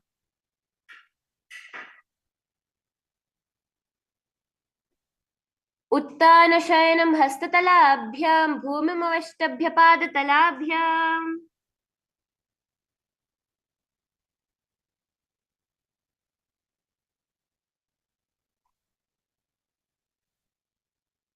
The next asana is Swottanasana. Now, lay on your back and bring your knees towards your chest. Let your hands come to the opposite to the shoulders and move your hips in a circular motion, visualizing yourself as a dog laying on your back in Swottanasana. Shavavat shariram samsthapya januni sammilya nabhav amniya.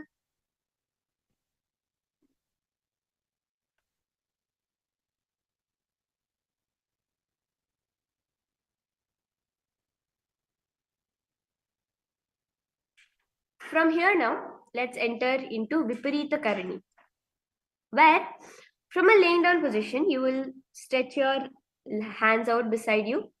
As you bring your feet up high into the sky, let your elbows and hands be extended on the mat below, helping balance you. Automatically, tuck your chin to the chest in the Jalandhara Bandha. As you move your legs around and around, visualizing Swamiji in your inner space in Viparita Karani. भूतले स्वशिरो दत्त्वा खेनये चरणद्वयं विपरीता कृतिश्चैष सर्वतन्त्रेषु गोपिता. The next asana is Viparita Karani 2. Just stop the movement of your feet as you continue to remain in the same position. Karani Viparitakhya Sarvadhivyadhinashini Nityam Abhyasayuktasya Jathara Agni Vivardhani. The next asana is Langalasana. Now, laying on your back, lift your hips, taking the feet over your head, toes on the floor. Keep your hands stretched on the ground with your palms clasped. Rest on your neck and shoulders as you visualize yourself as a plow in Langalasana. Griva khantena bhumim vishtamba padagradvayam. Bring your hands to your toes in the same position as you visualize yourself as Paramashiva in your inner space.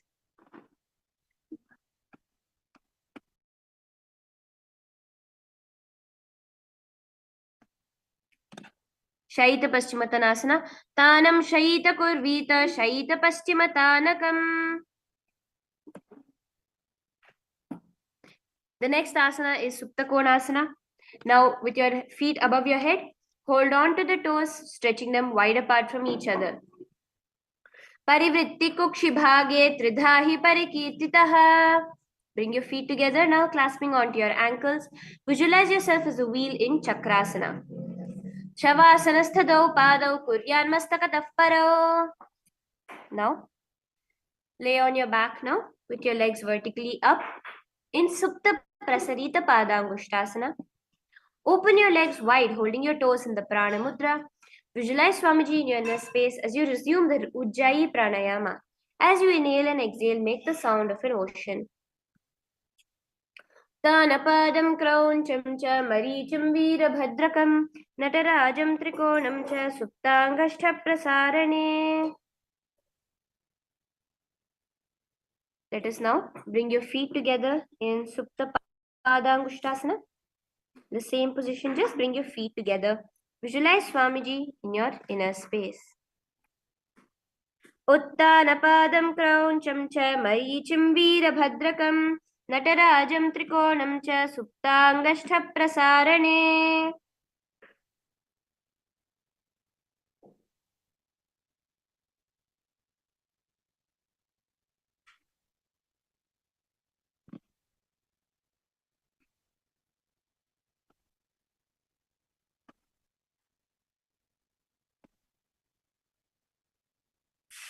Now, let us enter into Matsyasana. Bring your legs into Padmasana and lay flat on the ground. Now, hold your opposite elbows above your head.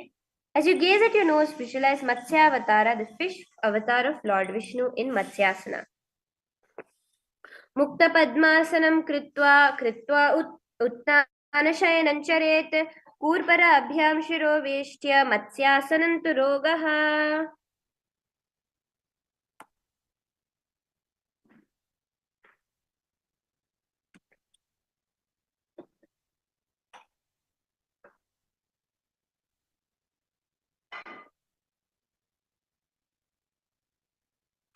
Now, bring one hand over the other on the top of your head.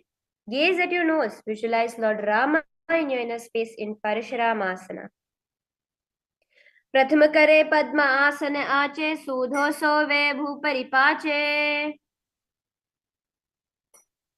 Now just bring your hands to your lower back and hands supporting your hips, elbows on the floor. Lift your hips and legs up. Automatically let your chin come to your chest in the Jalandhara Bandha. As you gaze at your nose, visualize Swamiji in your inner space in Sarvangasana. Athava Kshetra Sankshepat Sarvangasanam Uttamam Yat Kritva Yoga Nipuno Vidyabhih Pandito Yata.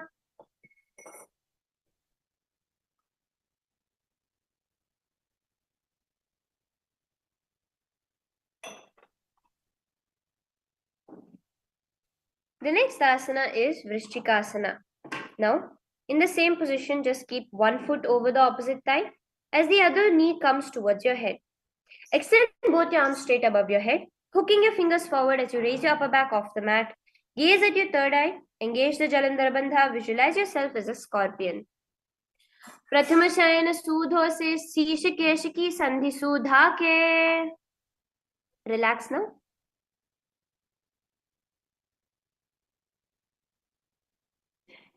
As you switch your legs, let's repeat Vrishchikasana on the other side. Tuck your chin to the chest in the Jalandhara Bandha as you visualize yourself as a scorpion. Prathama Shayana Sudho Sishikeshiki Sandhi Sudhake. Lay flat on the back now. As we enter into the next asana, which is Vrishapada Kshepasana. Now, laying on your back, interlace your fingers around the neck. Lift both the feet off the ground, extending one leg straight and the other knee towards your chest. Alternate between extending and raising the knee again and again. Keep your hands in the Parashumudra behind your neck. Visualize Swamiji in your inner space as you do the motion similar to a bicycle crunch. Uttanam shayanam kritva anulobihi kandaran badhva kurparau militva nitambena bhumam sprishtva ekam padam prasarya ekena padena savyadakshinam brahmayitva vrishapadakshepah bhavati.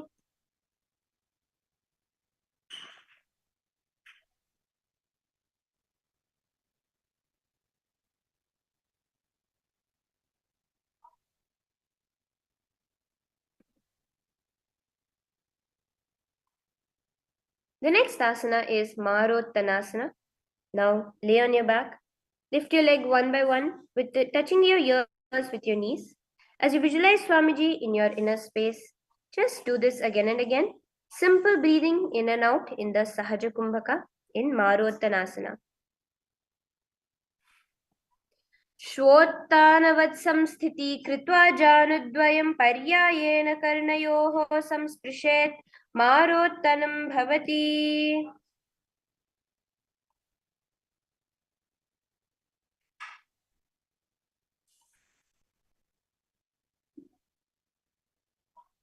Now from here, let's enter into the next asana, which is Brikasana. Laying on your back, now place the soles of your feet flat on the ground. Quickly stand up and then sit down. Visualize yourself as a wolf, standing up and sitting down again and again in Brikasana.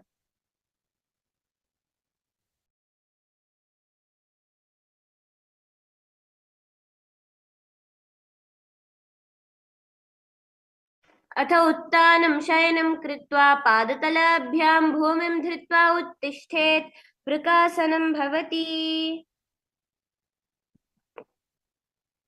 Now, as we enter into Luthasana, come to a standing position and come to a seated position, laying on your back.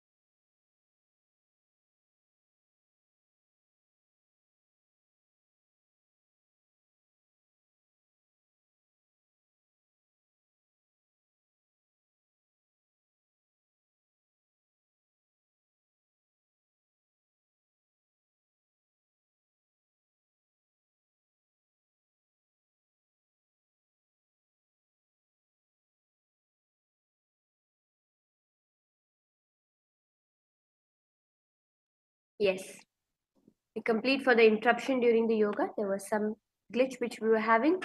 We will now be continuing the yoga where we left off, which was Luthasana. Coming to a seated position. Now, kick your feet off the ground and doing literally a back somersault. Finishing in a prone position, rolling over again and again in Luthasana. उत्तानशयनं पादौ शिरलुङ्ग्य भूमौ स्थापयित्वा. Now, as we move into Sarathasana, lay on your belly with your toes extended, hands on the ground by your shoulders. Contract your lips, making a sound like a flute, whistling while inhaling. Visualize yourself carrying warriors to battle for Dharma on your chariot back in Sarathasana. न्युब्जशयनं कृत्वा नाभिं भूमौ निधाय स्तम्भत् हस्ताभ्याम्.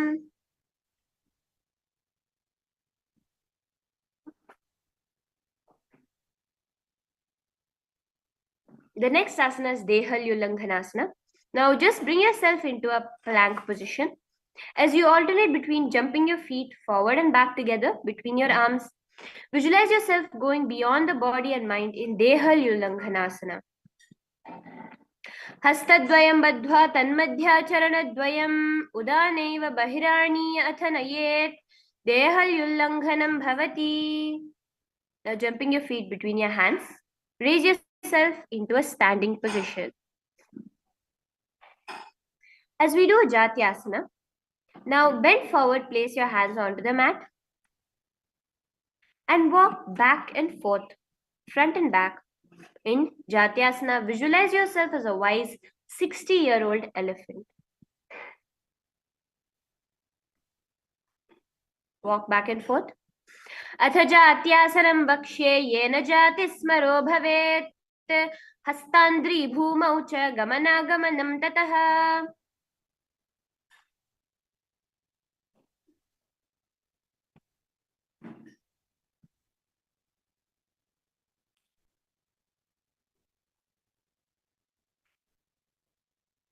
The next asana, the next movement which we'll be entering into is the Lolitika Karanam, where now you'll be standing in a standing position, entering into Aramandi. Keep your knees bent, your feet pointing outwards. Bend your elbows, keeping your hands at chest level. Swiftly move your hands across the body and bring it back to the center. Simultaneously tilt your head back, opening the chest up towards the sky. Move your head in all directions.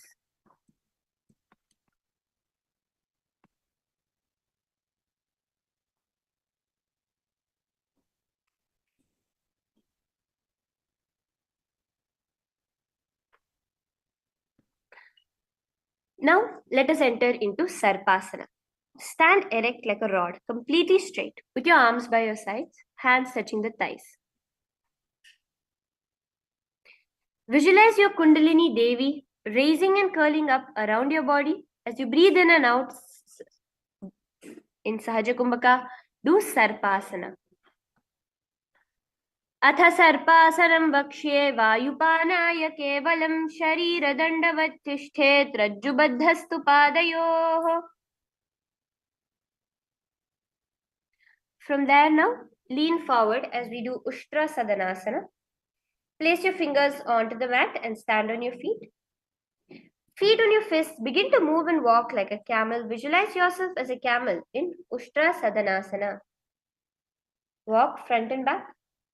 मुष्टिकनिष्टिका प्रदेशेन भूमौ निधाय उपरिपादतले संस्थाप्य उष्ट्रावत् उष्ट्रासादनं भवति. Now from that, continue to walk back and forth on your mat, visualizing yourself as a horse as you move like a horse in Ashwasana. मुष्टिकनिष्टिका प्रदेशेन भूमौ निधाय उपरिपादतले संस्थाप्य अश्वावत् शरीरं चलनीयम् अश्वासनं भवति. Now stand tall on your feet.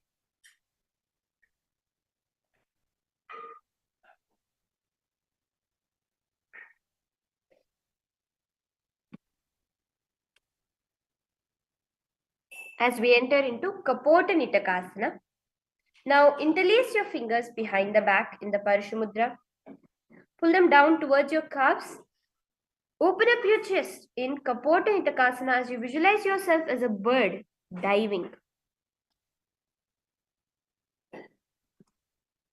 पादतले भूमौ निधाय पृष्ठभागेन हस्तौ जङ्घापर्यन्तं नीत्वा कपोटनिटकं भवति.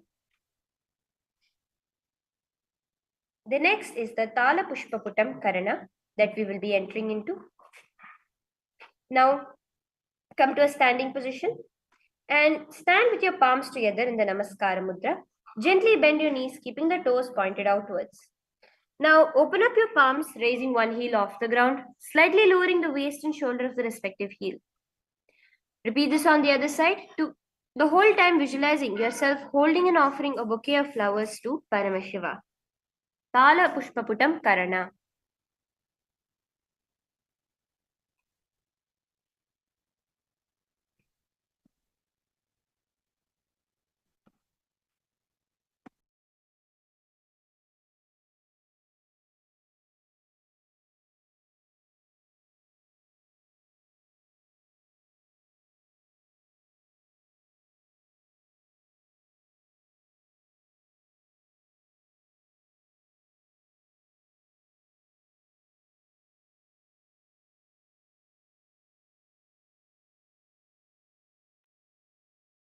Now from there, let us enter into Khadgasana.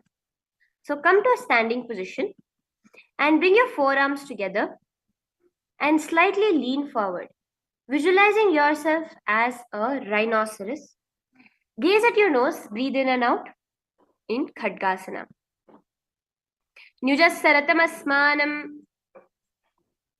न्युजस्सरतमासनं कृत्वा पादतलाभ्यो भूमिम् अवष्टभ्य उत्तिष्ठेत् खड्गासनं भवति.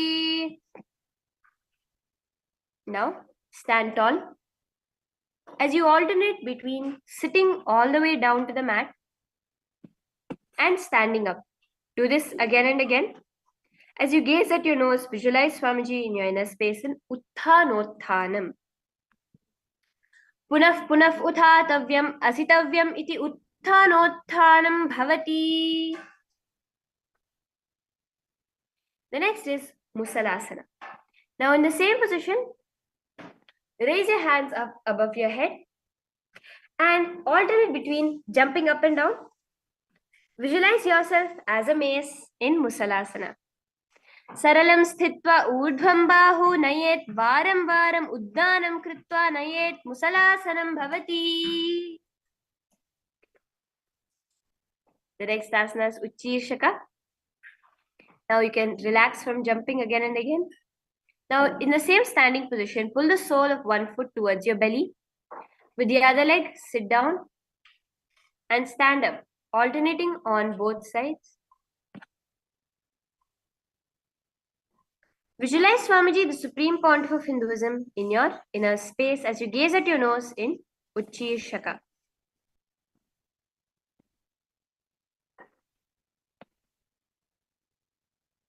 एकैकं पादतलं कुक्षौ निधाय तिष्ठेत् हस्तद्वयेन धृत्वा तिष्ठेत् उच्चीर्षकं भवति.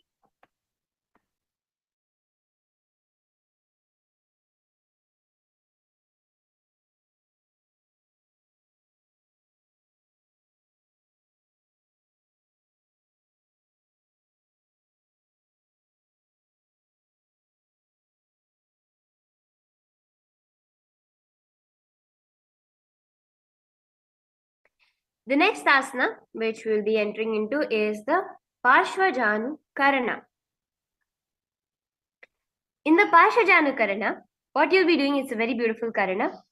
Keep one leg slightly bent with the toes pointing towards the side. As you lift the other leg, the other knee towards your chest, pointing the toes downwards, hold it with your arm. Let the arm which is holding your knee be in a fist. Let the opposite hand hang down to the top of the thigh, the wrist twisted, fingers pointing towards the center of the body in the Parshvajanu Karana.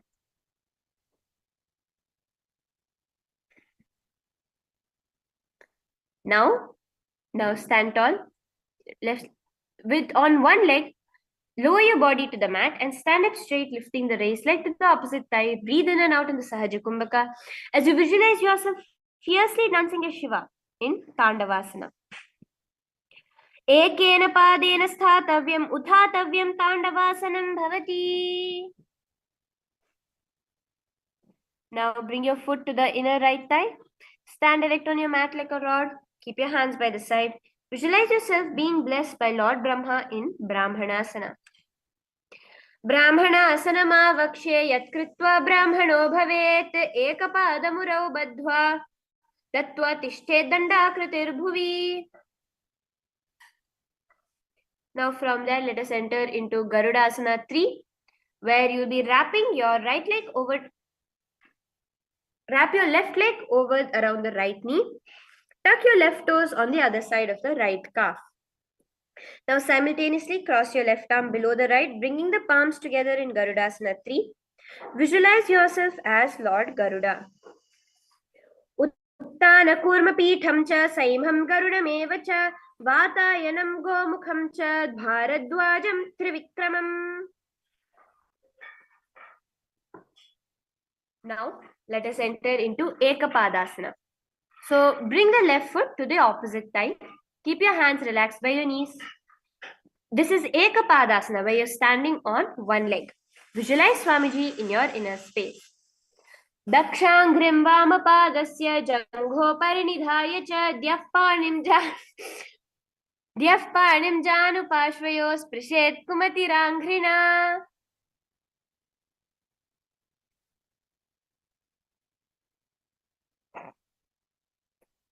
Now, bring your left hand to the left toe and stretch your left leg out straight. Rotate on the standing leg quickly. Visualize yourself as the North Pole Star in Dhruvasana. एकेन हस्तेन दण्डरूपस्य एकस्य पादस्याग्रं धृत्वा. Now you can, once you've finished rotating completely, bring the left foot behind your neck, standing tall. Alternate between sitting and standing. Visualize Lord Vishnu in your inner space in Trivikramasana. ग्रीवायां पादं संस्थाप्य स्थातव्यमुत्थातव्यं त्रिविक्रमासनं भवति. Now repeat the Parshvajanukarana on the other side. Bring the other knee up towards your chest. Let the toes point downwards.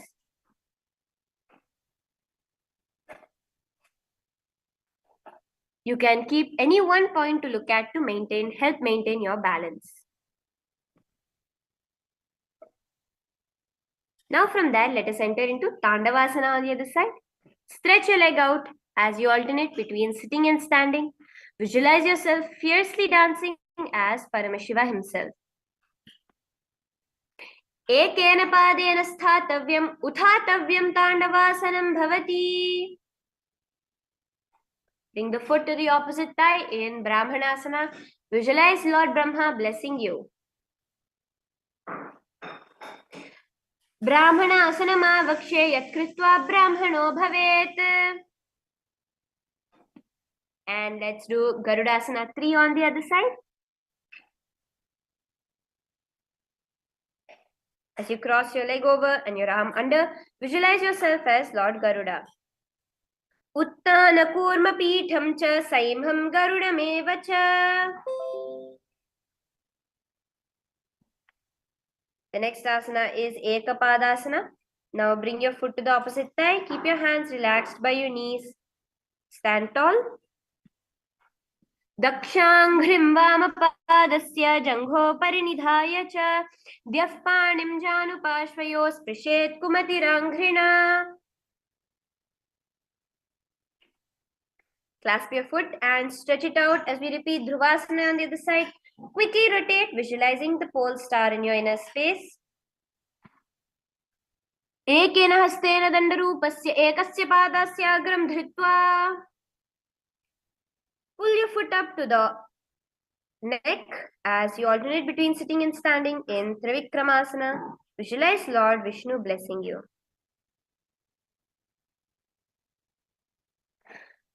ग्रीवायां पादं संस्थाप्य स्थातव्यम् उत्थातव्यं त्रिविक्रमासनं भवति.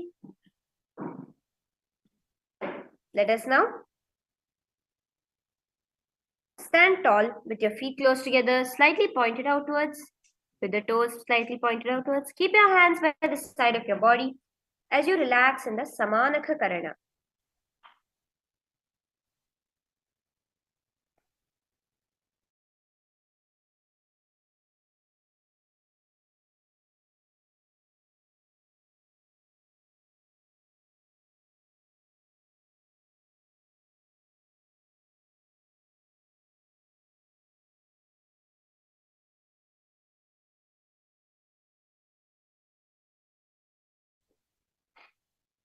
Now, let's enter into the next asana, which is Ghorakanjali Asana. So now from standing forward, bend forwards. Bring both your hands underneath your knees, creating a finger lock in a squatting position. Let your fingers touch your navel. As you balance there, visualize Sage Gorakhnatha in your inner space, hands in the Parashamudra. Prathame ube hoye bahuri niche puni hove. The next asana is Kanchyasana. Now you can remove your hands out from underneath your calves. As you bring your hands out from inside, wrap your hands between the thighs and calves behind you. Squat down, hold the hands, keep your chest upright, visualizing Swamiji in your inner space. Kanchyasana. Urumadhyathastav niveshya nitambam dhritva padatalabhyam. Now into Bhairavasana. Bring your feet together in the squatting position. Hold your hands behind you. Sit upright as you gaze at your navel. Visualize Bhagavan Kala Bhairava in your inner space. Do pag ki talya ki mahili kaure. Now you can slightly spread your legs apart. As you bring your hands behind your back in the Anjali Mudra, visualize a bow, one of the 10 incarnations of Mahavishnu, the Varaha avatar. Gaze at your nose in Varaha Asana. Pagathali ki mahili kor milai phana pani ukad baise. The next asana is Pripithasana. Now with your heels touching, bring your hips to the same level as your knees. Let your hands hang down. Hold your toes in the Prana Mudra as you visualize Swamiji in your inner space in Pripithasana. Atha uttanasanani pashni dvaya sammilya stitva. Into Bakasana. Place your hands on the mat now. Keep your fingers wide apart from each other. Place your knees on the back of your arms. Slowly lift your feet off the ground, visualizing yourself as a crow in Bakasana. Hastabhyam avanimavashtambah janudvayam nabhav sammilya.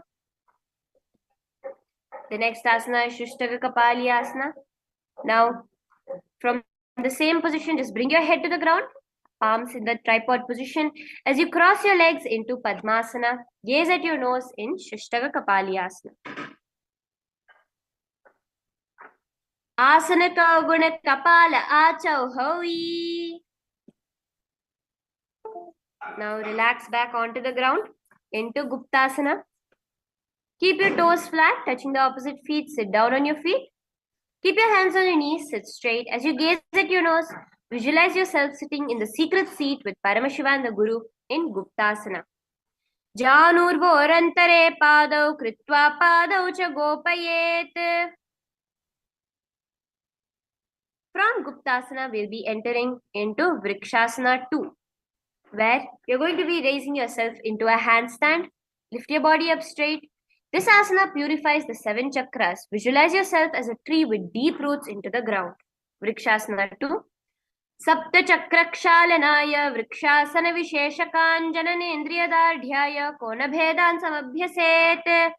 In the same position, switch your gaze to the third eye in Shivuasana. Do pag jodi mahi gulbh milai ubhe hoya. Slowly relax now.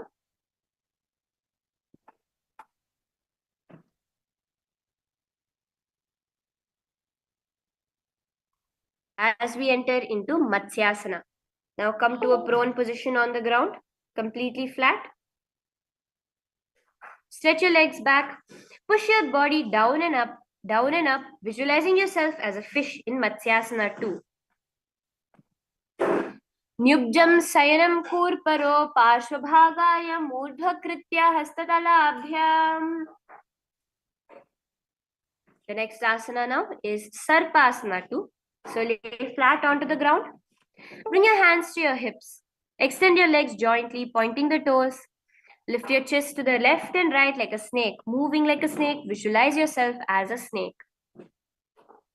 Nyubjam shayanam kritva hastau nitambam samsthapya. Now slowly stop the movement. Bring your hands to the Padma Mudra, holding your chin with your legs straight, toes pointed together, feeling completely supported in Niralambanasana.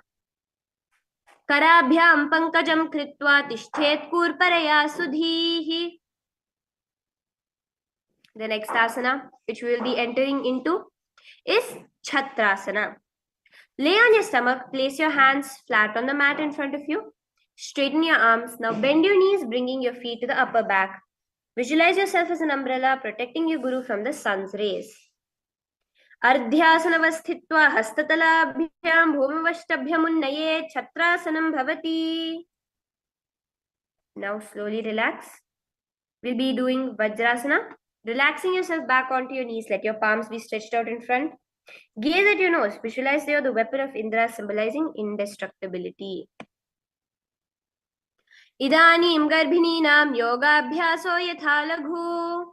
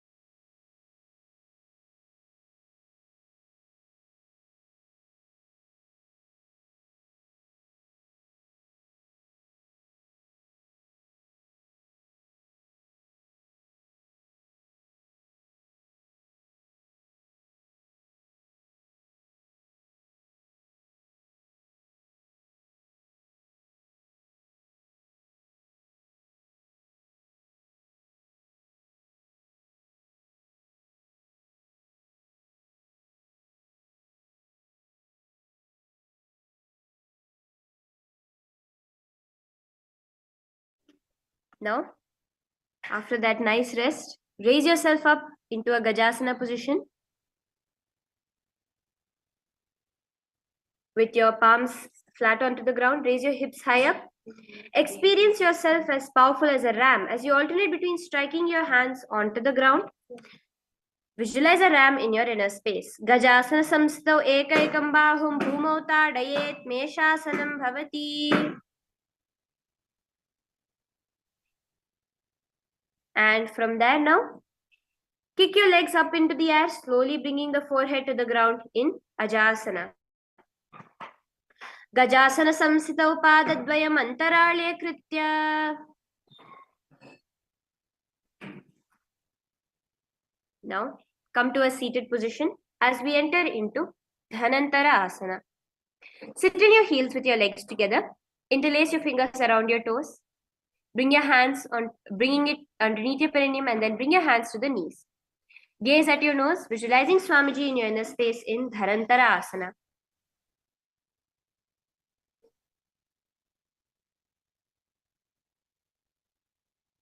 पूरबभिधि परिहाता की काकसी स्यौफनाशरा मोड़ी.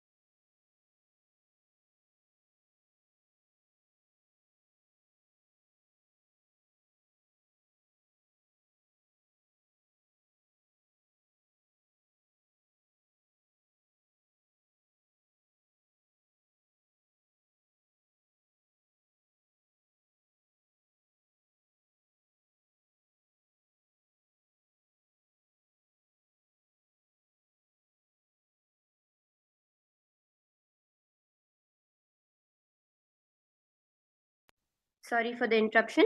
Now we'll be continuing into the next asana, which is Angamottanam. Interlace your fingers in front of you and then behind you. Stretch your arms forward and to the sides backwards, giving a massage to the various joints and muscles in your body in Angamottanam. हस्तयोरङ्गुलीर्बद्ध्वा हस्तयोर्मध्यात् सर्वाङ्गं निष्कासयित्वा तिष्ठेत् Angamottanam. The next asana now is Garudasana 4. Bring your feet out to the sides, thighs and knees resting on the ground. As you sit straight, see yourself as Lord Garuda, flying Lord Vishnu and Lakshmi on your back in Garudasana 4. Janghorubhyam dharam pidya sthir kayo dvijanuna. Now from here, enter into Ananda Mandirasana. Let your legs be folded back with your knees wide apart. Gaze to the third eye as you clasp your ankles. Visualize yourself residing in the blissful space of a temple. Ananda Mandirasana. Atha vakshe veeranatha Ananda Mandirasanam.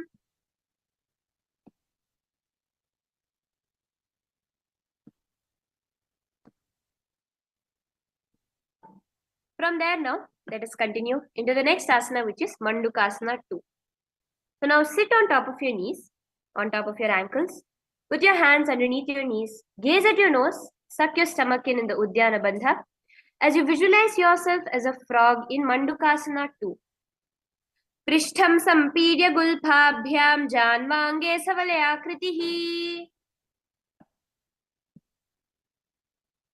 Now, let's enter into Narasimhasana. Keep your toes on the mat, heels up together. Place your perineum on the heels, palms on the ground, fingers spread wide apart with your thumbs touching. Gaze at your nose, stick your tongue out and exhale forcefully as you visualize Narasimha, one of the 10 avatars of Mahavishnu, the half lion, half man. Narasimhasana. Do phana pani hoya vaise, edi melir gudani vaise. The next asana is Bhishrakasana. Now raise yourself up straight as you cup your hands over your mouth. Keep the thumbs under the teeth. Close your lips, gaze at your nose. Inhale through your left nostril, exhaling through the mouth. Visualize yourself as Devi, gazing at your nose in Bhishrakasana. Do paganki edi joy goda phanovan ho puni hoi. The next asana is Makadasana. Now release your hands from your face and bring them towards the armpits.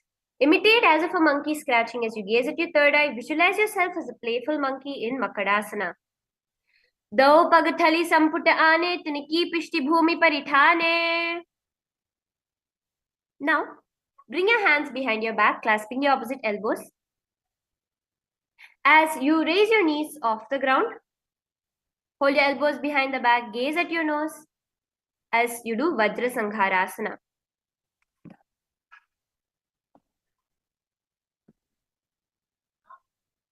Prathama pana pani hoya bese, dau edi guda nivese.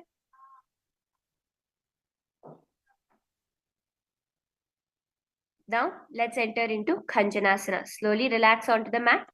Let your ankles be crossed. Sit on the heels. Place your palms on the mat to the sides as you suck your stomach in the Uddiyana Bandha. Gaze at your nose. Visualize Swamiji in your inner space in Khanjanasana.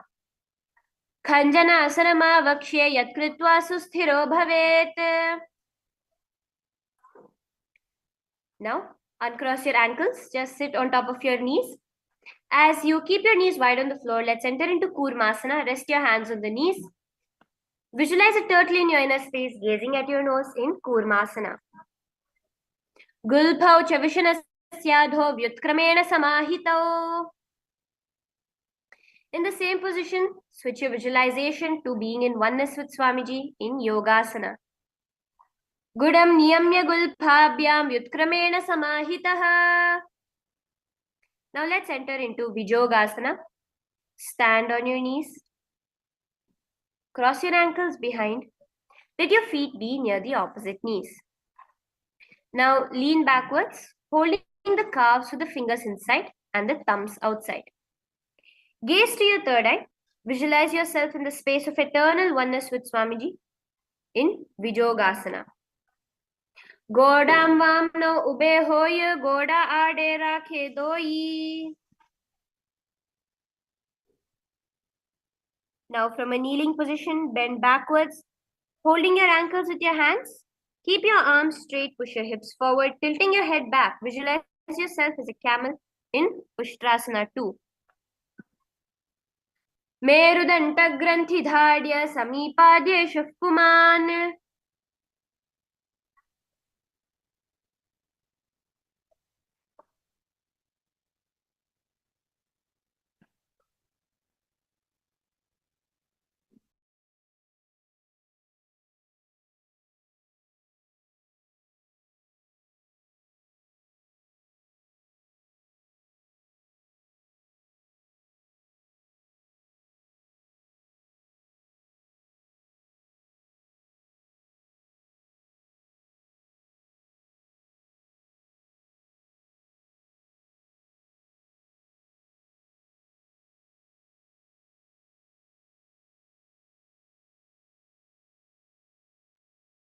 Now, from Ushtrasana 2, let us enter into Jatyasana 2. Now, with your heels together, hands on the soles of your feet, slowly lean back, bringing your elbows onto the mat. Gaze at your navel, experiencing yourself as a lotus blooming in Jatyasana 2. Do edi samput kare sole moola dwari taridhere. The next asana is Viratasana. In the same position now, slowly raise up and lay back down. Raise up and lay back down in visualizing Swamiji in your inner space, Viratasana. Jangha prati bhumau nidhaya janghodarayoho.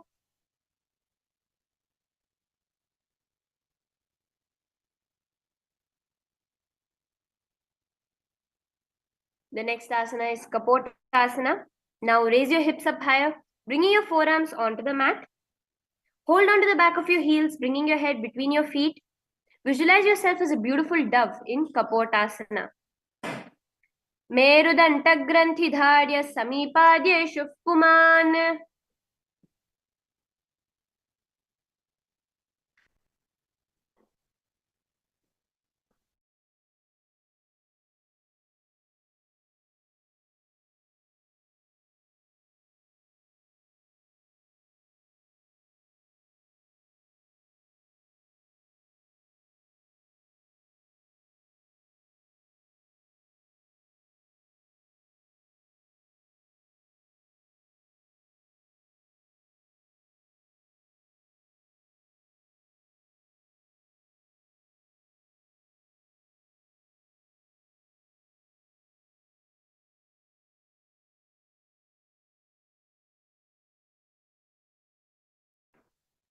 Yes, let's now continue into Kapotasana now.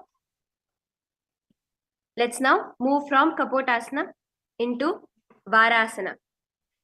Now stand upright on your knees with your toes tucked. Hold your arms with the opposite hands as you gaze to your nose.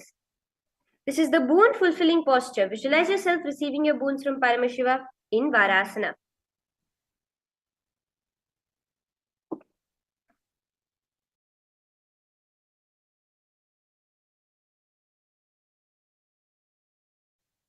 Januni bhumau samsthapya hastabhyam. The next asana is Varahasana 2.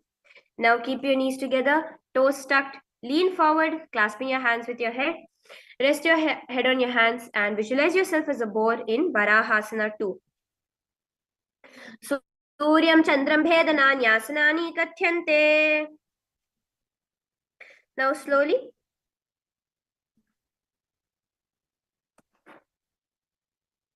raise yourself up onto your head. Let your feet be straight up as you visualize yourself as a lopped tree. Gaze at your nose in Mundasana in a headstand position. Adho Mundasanam Vakshe Sarvesham Praninam Sukham. Now slowly relax. As we enter into Andhasana, kneel down with your head between your knees. Keep your elbows adjacent to your knees. Lean down. Inhale through your mouth, exhale. Inhale through your nose, exhale through your mouth in Andhasana. Visualize Swamiji in your inner space. Prathama Pagathali Samataharave Kormahuli Ubhe Milave. The next asana is Viparita Shalabhasana. Lay on your belly with your arms extended straight out. Lift your thighs, arms and chest off the ground. Visualize yourself as a locust in Viparita Shalabhasana.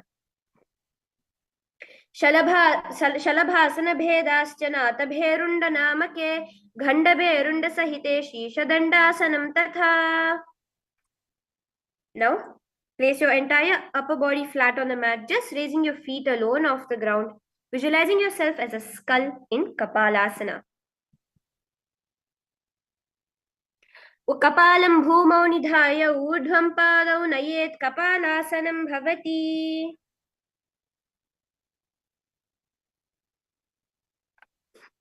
As you now lift your feet off the ground, stretch your arms behind you. Try to place your feet in front of your face. Visualize yourself as free and open dove in Akasha Kapotasana. Ushtrasane sthitva charanau bhumer utthapya mastakopari. Now, raise yourself onto your knees. As we enter into Chatakasana, bring your chest down so your navel is touching your knees. Let your forearms rest on the mat. Be sturdy. Visualize yourself as a sparrow in Chatakasana. Kurparaparyantau hastau dharamavashtam bhajanuni. The next asana is Vrishchikasana 2. Now kneel down and with your forearms on the mat, kick your feet off, bringing them above your head, balancing there. Visualize yourself as a scorpion. Vrishchikasana 2. Rishtiva puchha pratimanghripashni dhvitva shashishe chibukam vidharyakau. Now, let us enter into Vrishasana. Slowly relax. Place your perineum on your right heel. Keep your left foot outside of the hip with the ankle to the side. Place your hands on the mat, resembling a bull, visualizing yourself as a bull in Vrishasana. Yamyagulphe padamule vamabhage padetaram.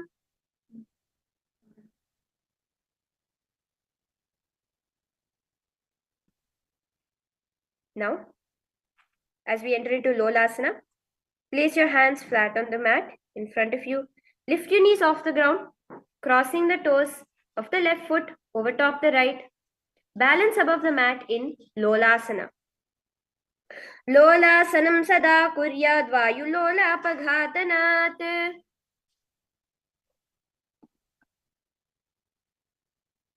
Let's now enter into Vrishasana on the other side as you relax. Keep the other ankle facing outwards. Keep your palms on the ground, visualizing yourself as a bull. Vrishasana. Yamyagulphe padamule vamabhage padetaram.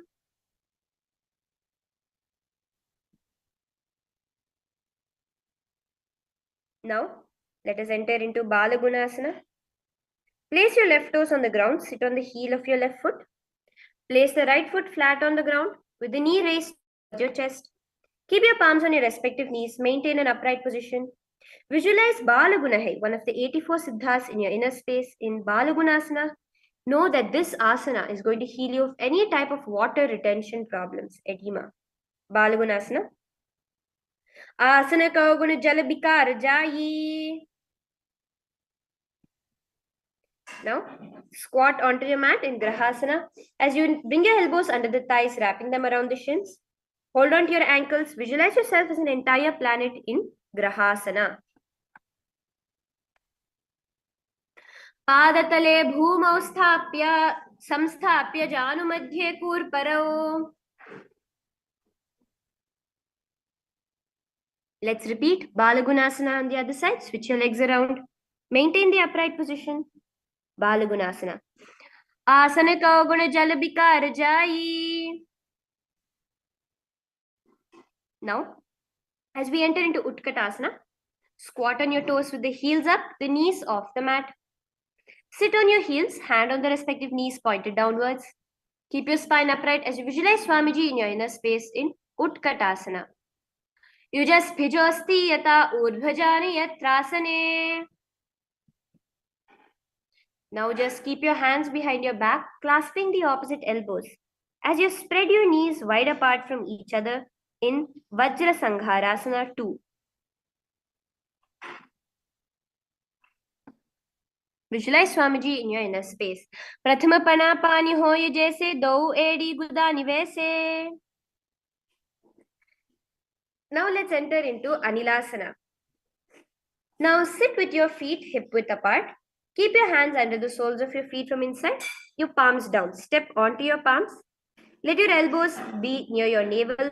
As you gaze at your nose, visualize Swamiji in your inner space in Anilasana. Dau hata bhuma parithane kahuni jadina abhilag ane.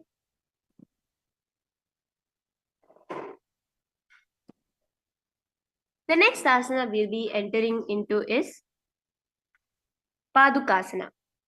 So place the back of your hands on the mat with the fingers facing towards your body. Step on the top of your hands, hands wrapped around the feet like a shoe. Begin to walk around in Padukasana.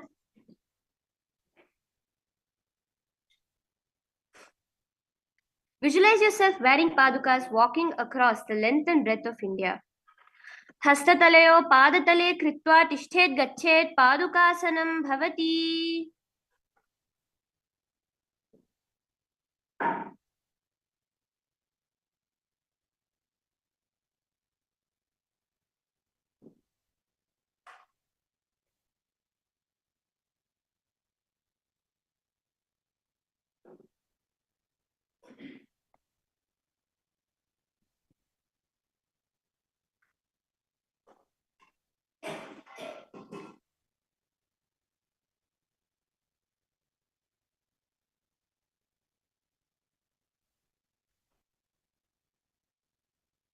The next asana, which we'll be entering into, is Kukkutodanam.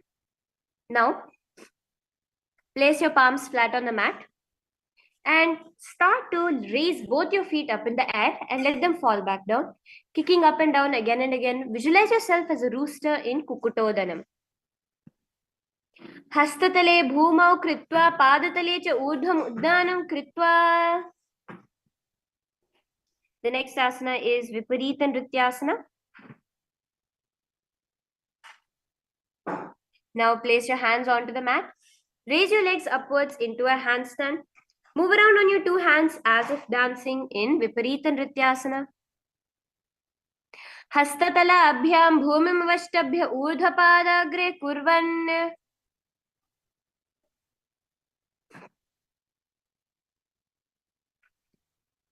The next asana which we'll be entering now into is Kunjarasana. Now separate your feet, come to a standing position. Place one palm down on your mat with the arms straight. Bring the opposite hand to your head and be stable in Kunjarasana. Athavakshe Mahadeva Kunjarasana Muttamam. Switch your hands around as we repeat Kunjarasana on the other side. Athavakshe Mahadeva Kunjarasana Muttamam Karena Ikena Padabhyam Bhumau Tishthet Shirah Karaha. Now, from there, let us do Kadambasana. So, come down now to a squatting position.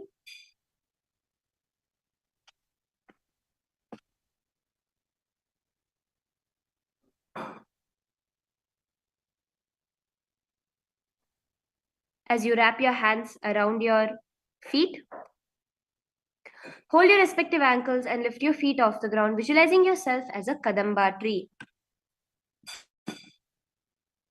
Pashnibhyam bhumimavanivaştabhya hastadvayena gulphau dhritva tishthet kadambam bhavati.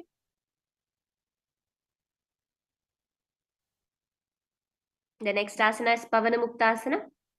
Now come to a seated position. Hold your knees with your hands, pressing them towards your chest. Sit straight. Visualize any vata releasing and balancing within your system in Pavanamuktasana. Dvayostu padayoh panim latva swastani tambake.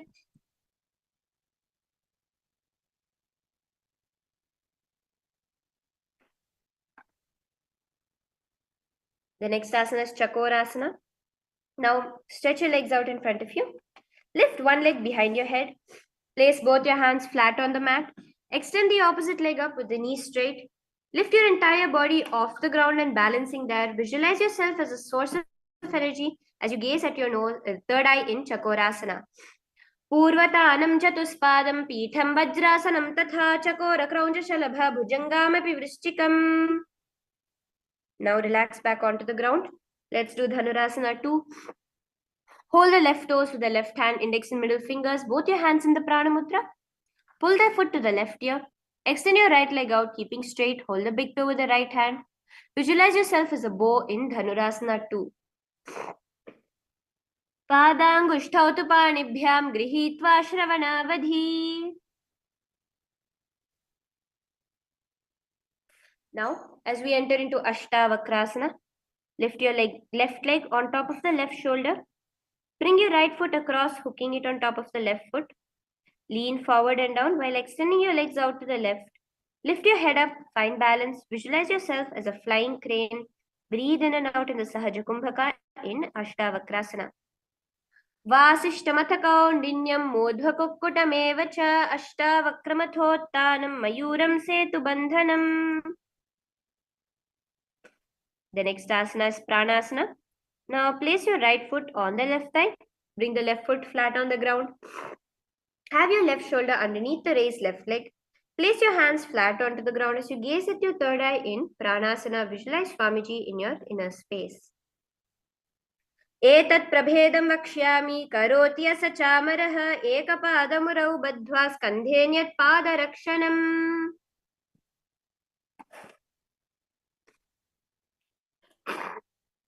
The next asana is Parshvamatsendrasana. From there now, place your right foot at the root of the left thigh and the left leg by the side of the right knee. Hold your left leg by the right hand, twist around the body. Remain steady as you visualize the great sage and yogi Matsendranath in your inner space. Gaze at your third eye in Parsvamatsendrasana. वामोर्मूलार्पितदक्षपादो जान्वोर्बहिर्वेष्टितदक्षदोष्णा. Now, slowly release as we repeat Chakorasana on the other side. Bring the other foot behind the head. Extend the other opposite foot straight out, pushing yourself off the mat. In Chakorasana, gaze at your third eye. Purvatanam Chatushpadam Pitham Vajrasanam Tatha.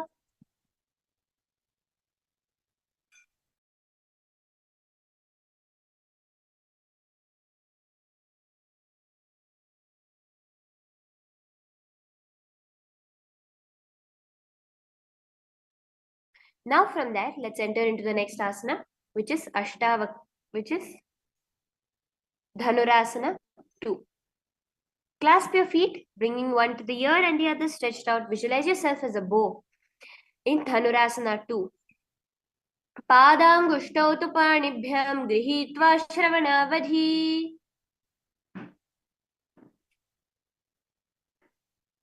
Now slowly relax as you bring one foot over top of the other. In Ashtavakrasana, lean forward, stretch your legs out, balancing. Visualize yourself as a flying crane. वासिष्ठमतकौण्डिन्यम् ऊर्ध्वकुक्कुटमेव च अष्टावक्रमथोत्थानं मयूरं सेतुबन्धनम्. Let's now repeat Pranasana on the other side. Gaze at your third eye. Visualize yourself as immortal in Pranasana. एतत् प्रभेदं वक्ष्यामि करोति यः स चामरः एकपादमुरौ बद्ध्वा स्कन्धेऽन्यत्पादरक्षणम्.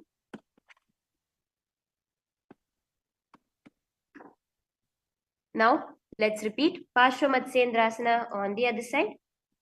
Twist your body out and around. Visualizing Matsyendranatha, gaze at your third eye. In Parshvamatsendrasana on the other side. वामोरुमूलार्पितदक्षपादो जान्वोर्बहिर्वेष्टितदक्षदोष्णा.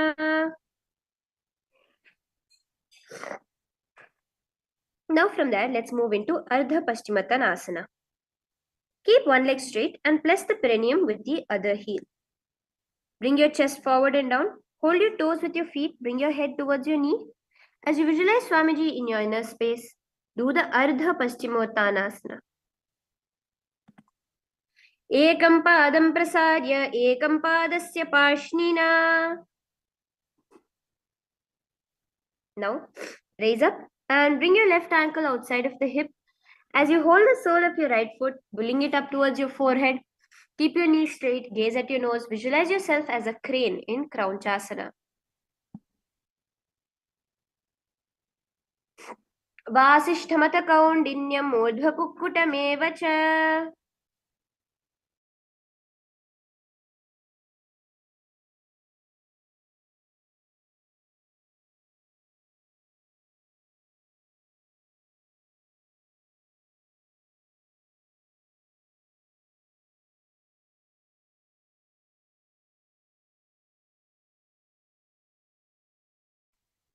Let's now repeat Ardha Paschimottanasana on the other side.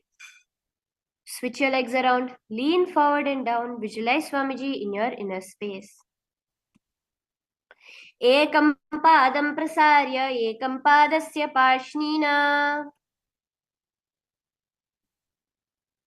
Now bring your foot outside of your hip. As we repeat Kraunchasana on the other side. Visualize yourself as a crane.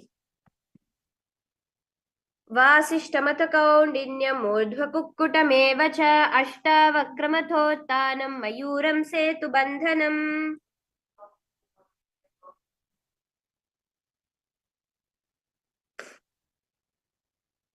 Let's now move into Swastikasana.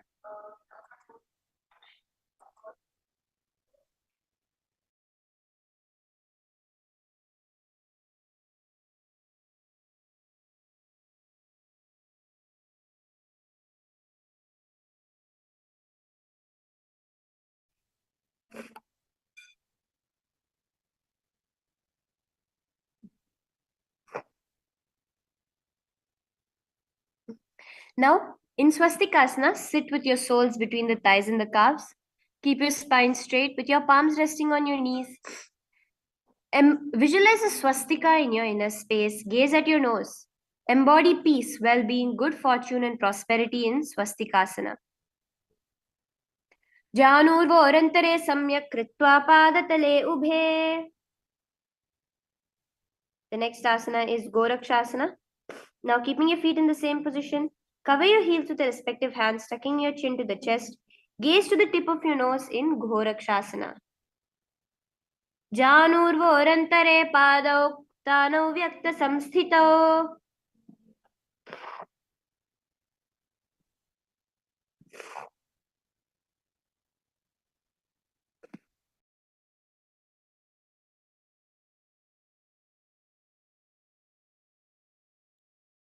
The next asana is Bhagasana 2.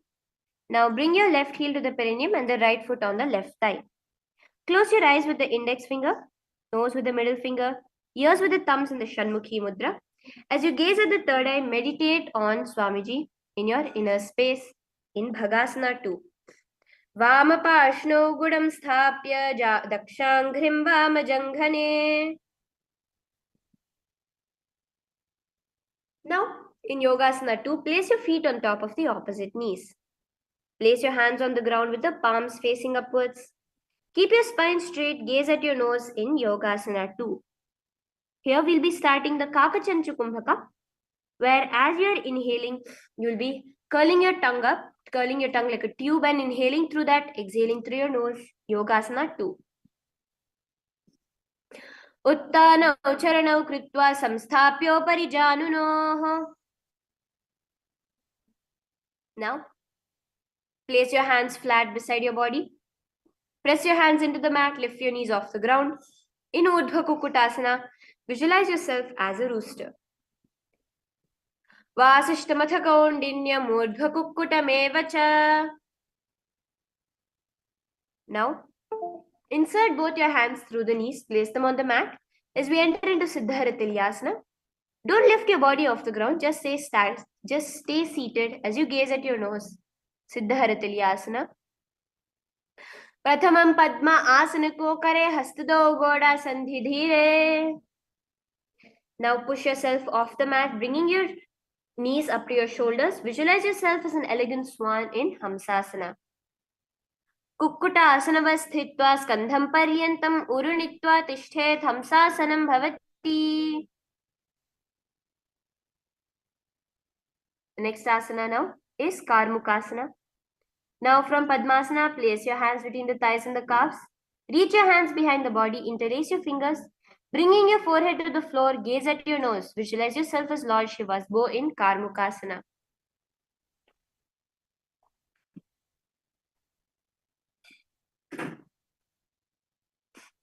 Prathama Padma Asana ko kare goda sandhi mahi kare dhire.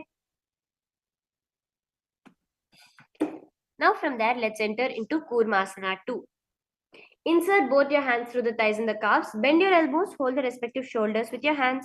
Visualize yourself as a turtle, a stable body and mind to live for hundreds of years in Kurmasana 2. Bami jhang paridachina pave, dahini jhang paribhamilyave. Just in the same position, lean your chin down into Jalandhara Bandha as we enter into Granthi Bhedasana.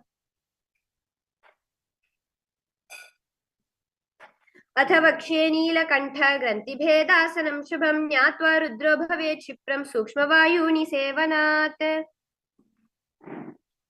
Now, roll onto your back, bringing your elbows to your shoulder. In Uttana Kurmasana, feel a turtle. Embody a turtle laying on its back as you gaze at your nose in Uttana Kurmasana. Kukkutasana bandhastam karabhyam dhrita kandharam peetham kurmavaduttanam etaduttana kurmakam. Now raise up as we enter into the next asana, Pangu Kukkutasana. Now in Padmasana, again insert your hands between the gaps of the thighs and the calves. Place your hands flat on the mat, one on the mat, and hold its wrist with the other hand. Lift your body up and hold as you visualize yourself as a rooster in Pangu Kukutasana. Kukutasana sthitva ekena hastena anyasya manibandham dhritva.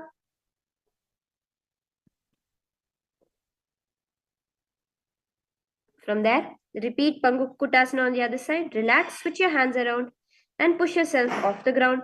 Visualize yourself as a rooster. Kukutasana sthitva ekena hastena anyasya manibandham dhritva.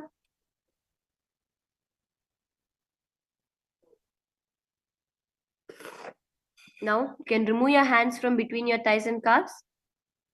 As we enter into Ghirdasana, place your elbows on your toes, interlace your fingers in the Parashamudra. Rest your chin on your knuckles, pressing your thumbs to your throat in Ghirdasana. Janurvo orantare pado uttano vyakta samsthito. Now, raise up straight as we enter into Padmasana 3. Place one hand over the other with the palms facing upwards. In front of your navel, keep your spine straight, gaze at your nose. Engage all the three bandhas in Padmasana 3. Uttanau charanau vidhaya vidhivat sakti tishtau yogirat.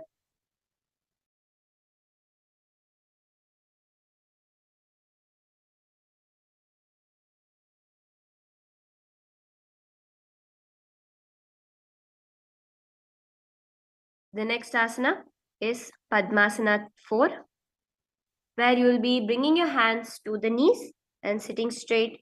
Visualize Paramashiva in your inner space. Etat Padmasanam kuryat pranavayu prasiddhaye. Now let's enter into Karmukasana 2, where from Padmasana you'll be hooking your right hand and index and middle finger around the right toes in Pranamudra. Lift your elbow as if pulling back a bow. Place your left hand on the opposite knee, keep straight, and repeat this on the opposite side in Karmukasana 2. अथान्यासनमावक्ष्ये योगपूरकरक्षणात् कृत्वा पद्मासनं पाद अंगुष्ठजङ्घयोः स्थितम्. Now, let's move into Karmukasana 3. From Padmasana, cross your arms behind your back. Hold on to your big toes.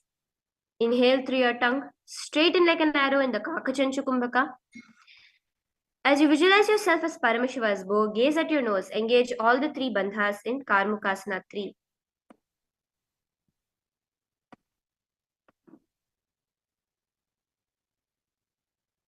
Karmukasana udare purayet sukham. Now, in the same position, just relax the Uddiyana Bandha and the Jalandhara Bandha as you switch your gaze to your third eye in Dridhasana. Urubhyam uparistapya padayugmam prayatnatah. The next asana is Nagrasana. Now, lay onto your back. In the same position, hold on to the opposite big toes. Lay on your elbows and thighs, gaze at your nose, visualize yourself as a snake in Nagrasana. Prathame Padma Asana Kothane Dau Hat Pachane Amne.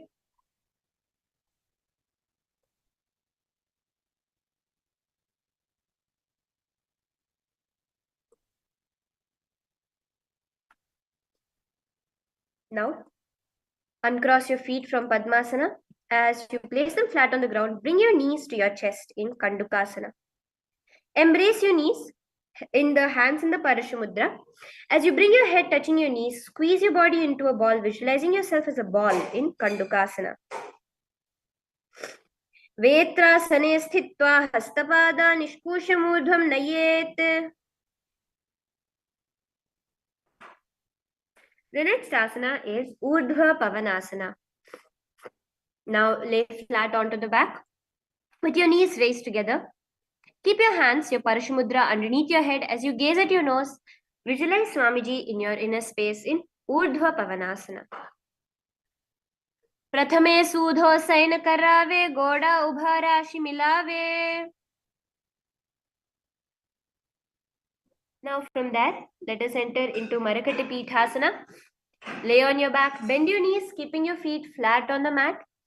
Place your upturned palms under the heels as you lift your hips up, visualizing yourself as a powerful alpha ape. Automatically engage the Jalandhara Bandha in Marakata Pithasana. Uttana Shayanam Padatale Uttana Hastayoho Sthapayet. Now, from Marakata Pithasana, just bring your hands to your hips and stretch your feet out, balancing on your elbows in Uttana Shakipittakasana. Gaze at your nose.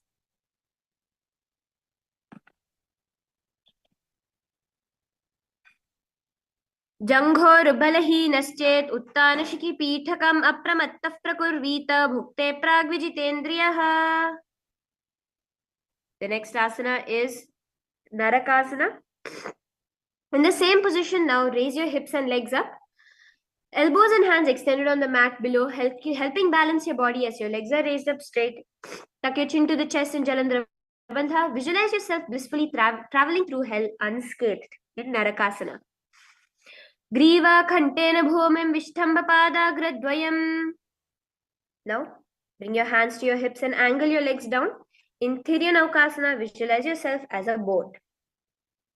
Naukavat sthitva urdhvam padagradvayam nayet. Now, keeping your upper back on the mat, raise your legs up high in the sky. Let your elbows, shoulders, hands remain flat, pushing your body up. Keep your legs vertical. Visualize you're the KAILASA flag, respected across all nations.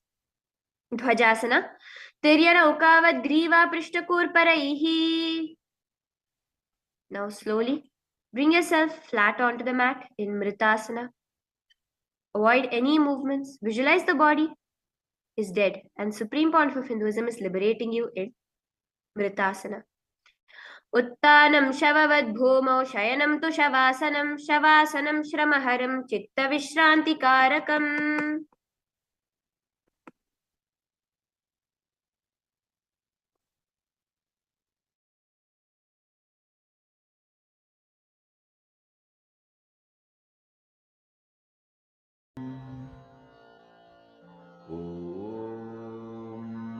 Nithyananda Paramashivoham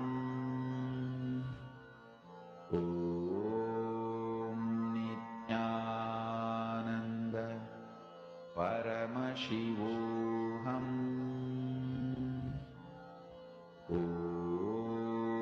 Nithyananda Paramashivoham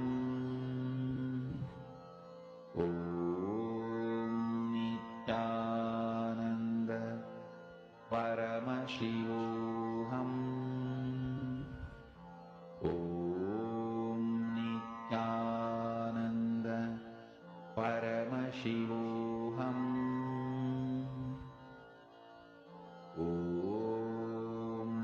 Nithyananda Paramashivoham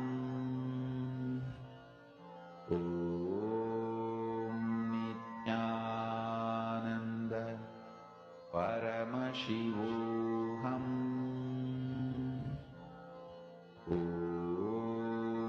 Nithyananda Paramashivoham Nithyananda Paramashivoham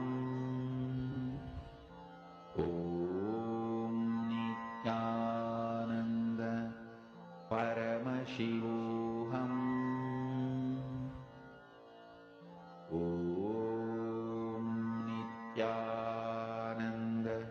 Nithyananda Paramashivoham Nithyananda Paramashivoham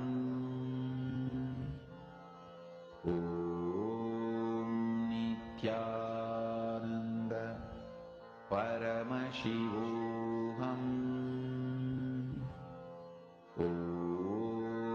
Nithyananda Paramashivoham Nithyananda Paramashivoham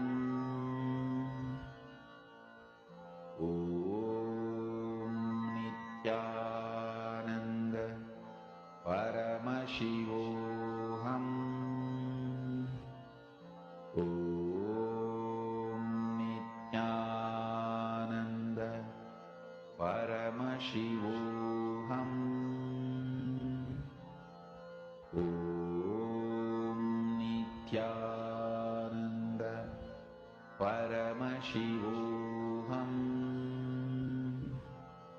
Om Nithyananda Paramashivoham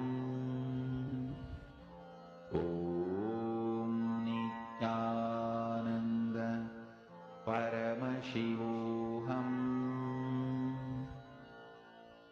Om Nithyananda Paramashivoham Om Nithyananda Paramashivoham Om Nithyananda Paramashivoham Om Nithyananda Paramashivoham Om Nithyananda Paramashivoham Om Nithyananda Paramashivoham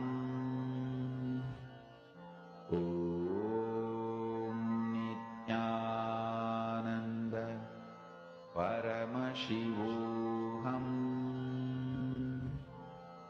Om Nithyananda Paramashivoham Om Nithyananda Paramashivoham Om Nithyananda.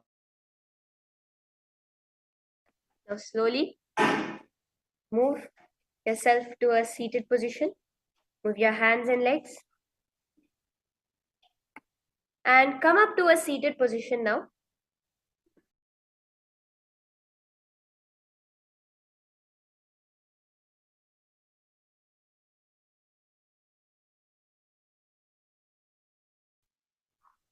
Sit straight. Beautifully. Congratulations to each one of you. You have successfully completed 308 asanas, the entire Dvitiya Vinyasa Krama sequence.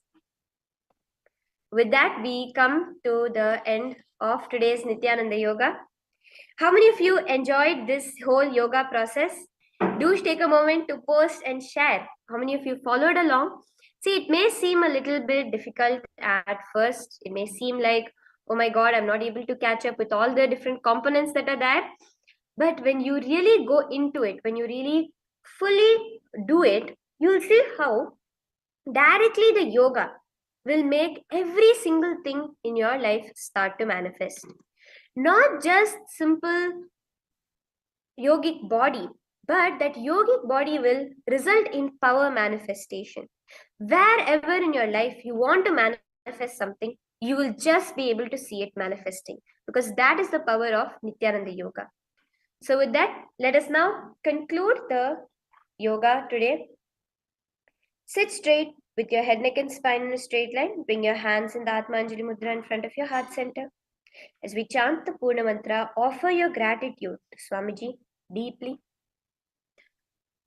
Om Purnamadah Purnamidam Purnat Purnamudachyate Purnasya Purnamadaya Purnameva Vashishyate. Om Shanti Shanti Shanti Harihi Om Tat Sat. Sarvam Bhagavad Shri Nithyananda Paramashiva Padukarpanamastu. Om Nithyanandam. Thank you, everyone. Nithyananda.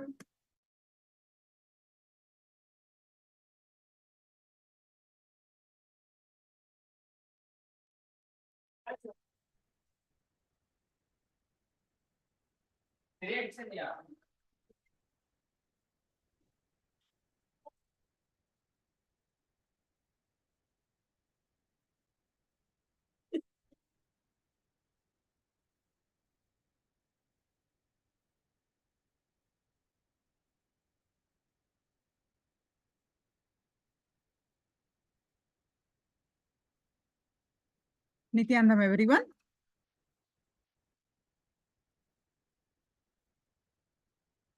Welcome to the Paramashivoham Level-1 program, Day 7 of the Paramashivoham Level-1 program.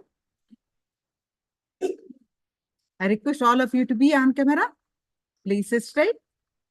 And let's all together chant the Sadguru Vandanam to invoke Swamiji's presence and express our gratitude for giving us this opportunity to attend this program.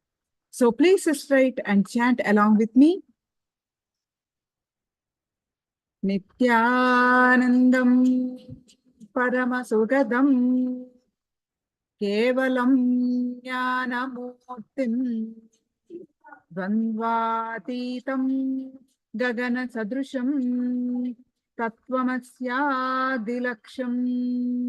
Yekam Nityam Vimalamachalam Sarvadi Sakshi Bhutam Bhavatitam Triguna-rahitam Sadgurum Tam Namami.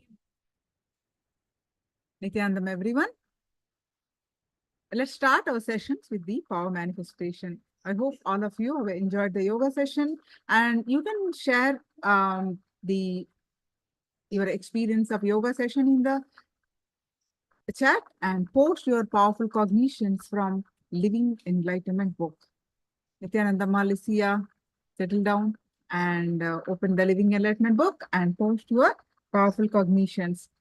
And Puja Karin, Nithyananda Ma. Jiaoling Wu, please come in front of camera. Wang Jungli, Nithyananda Ma, come in front of camera. Huan Hu.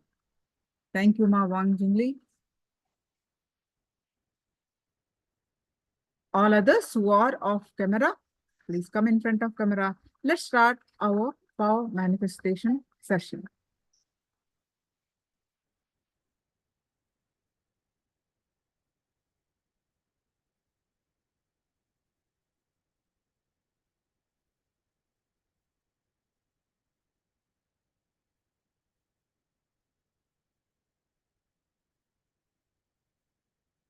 Please post your powerful cognitions from Living Enlightenment book. And receiving, open your Living Enlightenment soft copy. If you have the physical copy, great. Otherwise, open the Living Enlightenment book copy. And if anyone do not have the soft copy, please do let me know.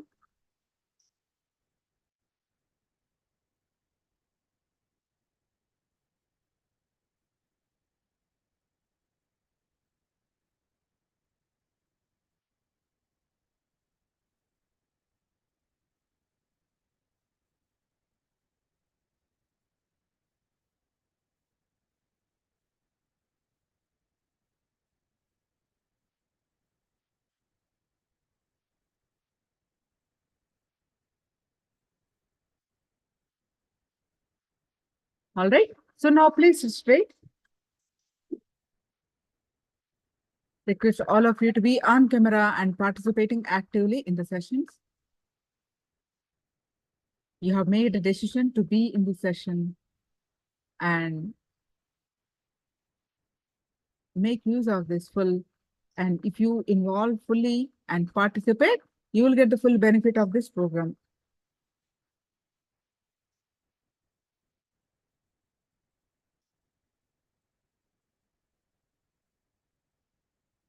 Yes, please sit straight with your head and back straight line. Let's do the power manifestation of the third eye. Seeing through the third eye with eyes closed. Please sit straight, close your eyes, tie your eyes with eye band.